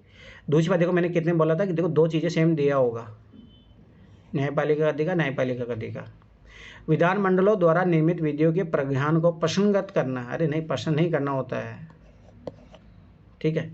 न्यायपालिका का सभी, ये देखो एक्सट्रीम वर्ड, सभी विधायी अधिनियमों के राष्ट्रपति द्वारा उन पर सहमति प्रदान किए जाने के पूर्व पुनरीक्षण, अरे नहीं, पहली बात तो बाद में होता है, राष्ट्रपति करने से पहले सिली होता है, सारी पहली बात। दूसरी बात, सभी को सिली लिया जाता है। जो कॉन्स्टिट्यूशन की बात संवैधानिकता के विषय में अगर कोई चैलेंजेस प्रकट कर रहा है, फंडामेंटल राइट को छेड़ रहा है, तो उन चीज़ों का होगा ना। न्यायपालिका का समान या भिन्न वादों में पूर्व दिए गए समय के निर्णयों के पुनरीक्षण का अधिकार, अरे नहीं। न्यायिक पुनरीक्षण का मतलब ये होता है कि जो कार्यपालिका है, जो विधि बना रही है या उसने कोई एग्जीक्यूटिव ऑर्डर जारी किया है, उसके संवैधानिकता की जांच करता है। ये चीज़ याद रखना, ठीक है। आई थिंक अब और कोई क्वेश्चन, अभी तो 99 भी है, 99 सब है। चलो ठीक, आ जाओ। इसका मतलब समझ रहे हो कितने, मैं फिर बता रहा हूँ। और मैं पहले देखो, मेरा ये अनुभव रहा, जब भी मेरे पॉलिटी के क्वेश्चन सही हुए हमेशा मेरा कट ऑफ निकला है। तो याद रखना, पॉलिटी के क्वेश्चन सही होने चाहिए, इसलिए अपन सबसे पहले इसी को कर रहे हैं। इसमें कॉन्फिडेंस आ गया तो समझ लो आपका पीटी निकल जाएगा। किसी राज्य में राष्ट्रपति शासन की उद्घोषणा के निम्नलिखित में से कौन से परिणामों का होना आवश्यक नहीं है। ये चीज़ भी ध्यान से समझना, पूछ क्या रहा है, ये गलती मत करना। अब जैसे अपन इसको केस को लेके अपन प्रेजेंट सेंटर, मैं फिर बताऊँ, वेरी वेरी इंपॉर्टेंट अब क्या रह सकता है क्वेश्चन, क्यों मणिपुर में राष्ट्रपति शासन लगा है, ठीक है। मैंने याद करो कल भी तो सिखाया था ये चीज़, देखो क्वेश्चन कितनी बार रिपीट हो रहा है। मैंने कल भी ये एग्जांपल लेके बताया था आपको। अब देखो मणिपुर में राष्ट्रपति शासन लगा तो वहाँ सीएम हटा है, ना कि ऐसा नहीं कि राज्यसभा का विघटन हो गया। नो, नहीं होता भाई, राज्यसभा विघटन नहीं होता है, तो ये नहीं होगा। राज्य के मंत्री परिषद को हटाया जाना, हाँ मंत्रिपरिषद हट जाती है ना। मंत्रिपरिषद काम क्या करती है, मंत्रिपरिषद काम कानून बनाने का। अब कौन करेगा, राष्ट्रपति शासन करेगा, तो राष्ट्रपति करेगी। याद करो, ये भी क्वेश्चन यूपीएससी ने पूछा, राष्ट्रपति के जो बिहाफ में राष्ट्रपति जिसको चाहिए उसको नियुक्त करता है, मोस्टली संसद को नियुक्त करता है, उसके बारे में कानून बनाने, ये सब सारी चीज़ें। मंत्रिपरिषद तो हट जाता है। मंत्रिपरिषद का याद रखो, जब हेड ही नहीं रहा। अब ये चीज़ें देखो, बेसिक कॉन्सेप्ट सीखो। मंत्रिपरिषद का हेड कौन होता है, प्रधानमंत्री होता है। और जब प्रधानमंत्री नहीं रहता ना, याद रखना, वो जैसे प्रधानमंत्री, मुख्यमंत्री, हाँ मतलब ठीक है, जैसे प्रधानमंत्री हो चाहे मुख्यमंत्री हो, जब ये हेड ही खत्म हो जाता है ना, याद रखना कि वो मंत्रिपरिषद खत्म हो जाती है। तो यहाँ पे मणिपुर में क्या हुआ, सीएम ने अपना पद छोड़ दिया। जैसे सीएम ने पद छोड़ा तो मंत्रिपरिषद क्या हो गई, डिजोल्व हो गई। हाँ ये बात तो सही है, तो ये तो होता है, ठीक है। स्थानीय निकाय को विघटन, मुझे बताओ भाई, मणिपुर में सीएम ने पद छोड़ा है, राष्ट्रपति शासन लगाया है, उसका स्थानीय स्वशासन से क्या मतलब है? जैसे आप दूसरा काटोगे आंसर आपका आ जाएगा। बहुत अच्छा क्वेश्चन है, और मैं फिर बता रहा हूँ आप क्या आएगा, क्योंकि अब की बार जो है मणिपुर में राष्ट्रपति शासन लगा है। अब मैं पहले बता रहा हूँ, देखो 2-3 क्वेश्चन जो आएंगे अब की बार, तो यार ये याद रखना, मैं ऐसे नहीं बताऊंगा भाई अलग से। एक चीज़ याद रखना, राष्ट्रपति का चुनाव के बारे में मत पढ़ना, पर राष्ट्रपति के विवेक अधिकार क्या होता है, संवैधानिक अधिकार क्या होता है, वैसे गवर्नर का सेम पढ़ना, ठीक है। क्योंकि अभी तमिलनाडु में एक मुद्दा हुआ था कि उसने, गवर्नर ने क्या करा था, बार बार वो बिल्कुल उठा रहा था।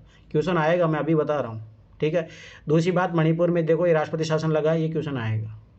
तो ये चीज़ थीम समझो, कौन सी क्वेश्चन यूपीएससी रिपीट करती है, क्योंकि जो करंट अफेयर में जो मुद्दे चलते हैं उनके आधार पर यूपीएससी क्वेश्चन पूछती है। और दूसरी बात एक चीज़ याद रखना, जैसे कुंभ में आयोजन हुआ तो इस टाइप की क्वेश्चन जरूर बनेगा, ठीक है। हो सकता है फंडामेंटल राइट का क्वेश्चन पूछ ले, 25 से लेकर 28 तक जो है धार्मिक, उसी के बारे में बोला गया है। अब देखो ये क्वेश्चन कितना अच्छा है, ये देखो कितनी बार रिपीट हुआ, 2021 में आया, 2020 में रिपीट हुआ, इससे पहले भी आपको मिलेगा। भारत के संविधान में शोषण के विरुद्ध अधिकार, याद करो, शोषण के विरुद्ध अधिकार आर्टिकल 23 और 24 द्वारा निम्नलिखित में कौन से परिकल्पित है। भाई किस किस में क्या क्या दिया है, ठीक है। अब देखो ये स्पेसिफिक डिमांड होगी क्वेश्चन की, तो कभी भी स्पेसिफिक डिमांड जब हो जाती है चारों, तो कभी नहीं आएंगे आंसर, ये चीज़ हमेशा याद रखना।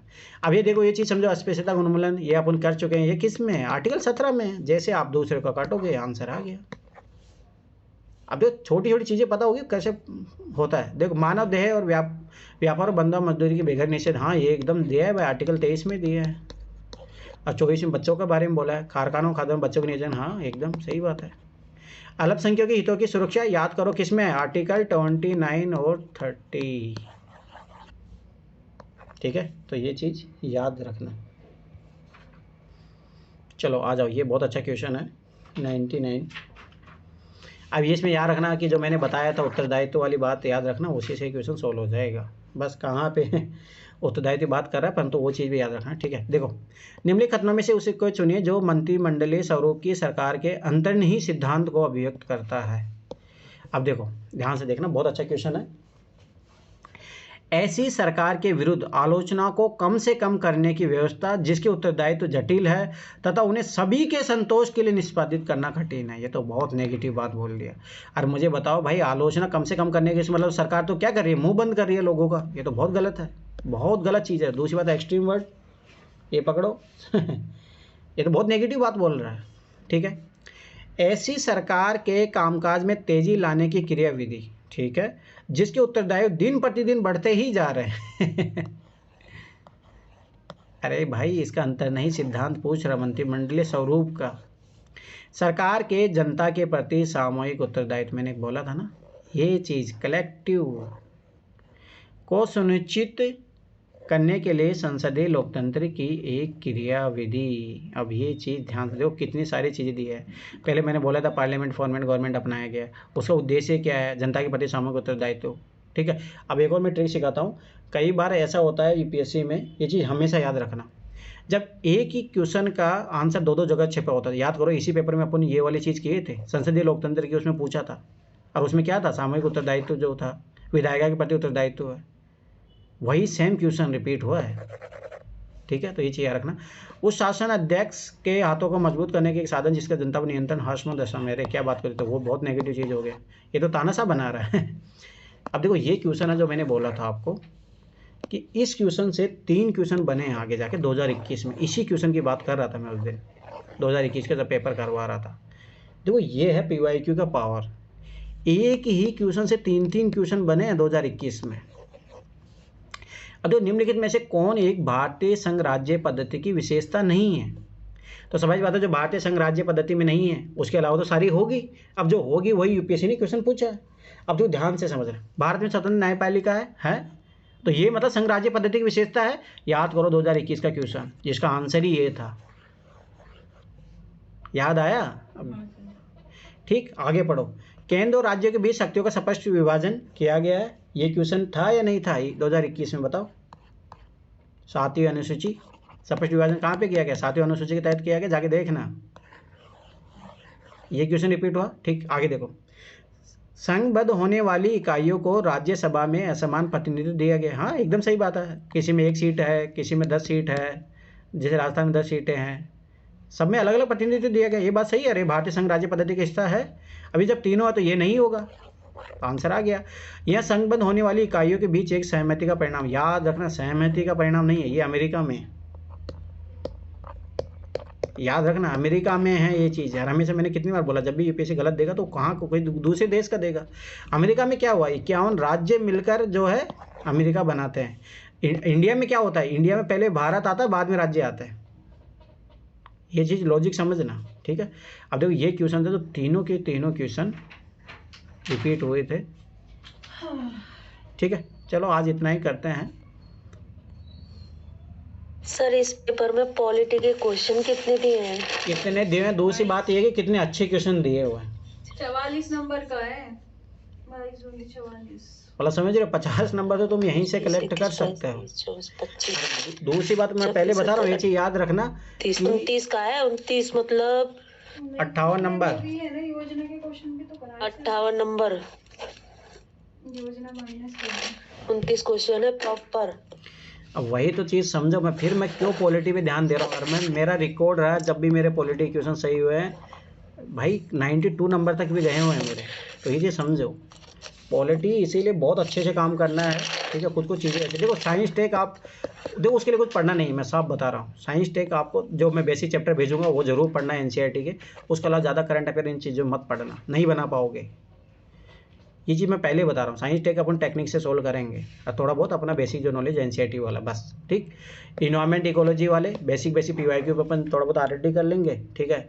उसके बाद में जो मैंने इन्वायरमेंट के जो चैप्टर में बताया हूँ इंपॉर्टेंट, वो कर लो। उसके बाद में कोई करंट अफेयर के फालतू मत पढ़ने जाओ, कोई मतलब नहीं है, क्योंकि इनका इनपुट आउटपुट रेशियो बहुत ख़राब रहता है। आप बहुत ज़्यादा पढ़ के जाओगे, कोई ज़रूरी नहीं आप क्वेश्चन सोल्व कर पाओ। इसलिए अपन कम पढ़ेंगे, सबाई होता। अप्रोच अपनी जो चेंज है अलग है, ये चीज़ याद समझना।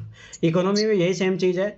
बेसिक अपने एनसीईआरटी पढ़ लिया है, ठीक है। पीवाईक्यू कर लेंगे, कोई करंट अफेयर ज़्यादा पढ़ने की जरूरत नहीं, मैं पहले ही बता रहा हूँ आपको। काम ये देखो, बहुत यही चीज़ इंपॉर्टेंट है। आप करंट अफेयर पढ़ने जाओगे ना, अथाह सागर है। तो ये चीज़ हमेशा याद रखो। अपने को देखो, टाइम भी अपने पास कम है। दूसरी बात, अपन कैसे पीवाईक्यू के बिहाफ में पूरा यूपीएससी को अपन टारगेट कर सकते हैं। और मैं पहले बता रहा हूँ, आपके 120 प्लस नंबर आ सकते हैं। ओनली जस्ट पन ये है कि एक ही जैसे पीवाईक्यू की एक ही लाइन रटी हुई होनी चाहिए। और मैं बार बता रहा हूँ, ये चीज़ याद रखना, ठीक है। चलो ठीक है, बाय बाय, गुड नाइट। कल मिलते हैं फिर।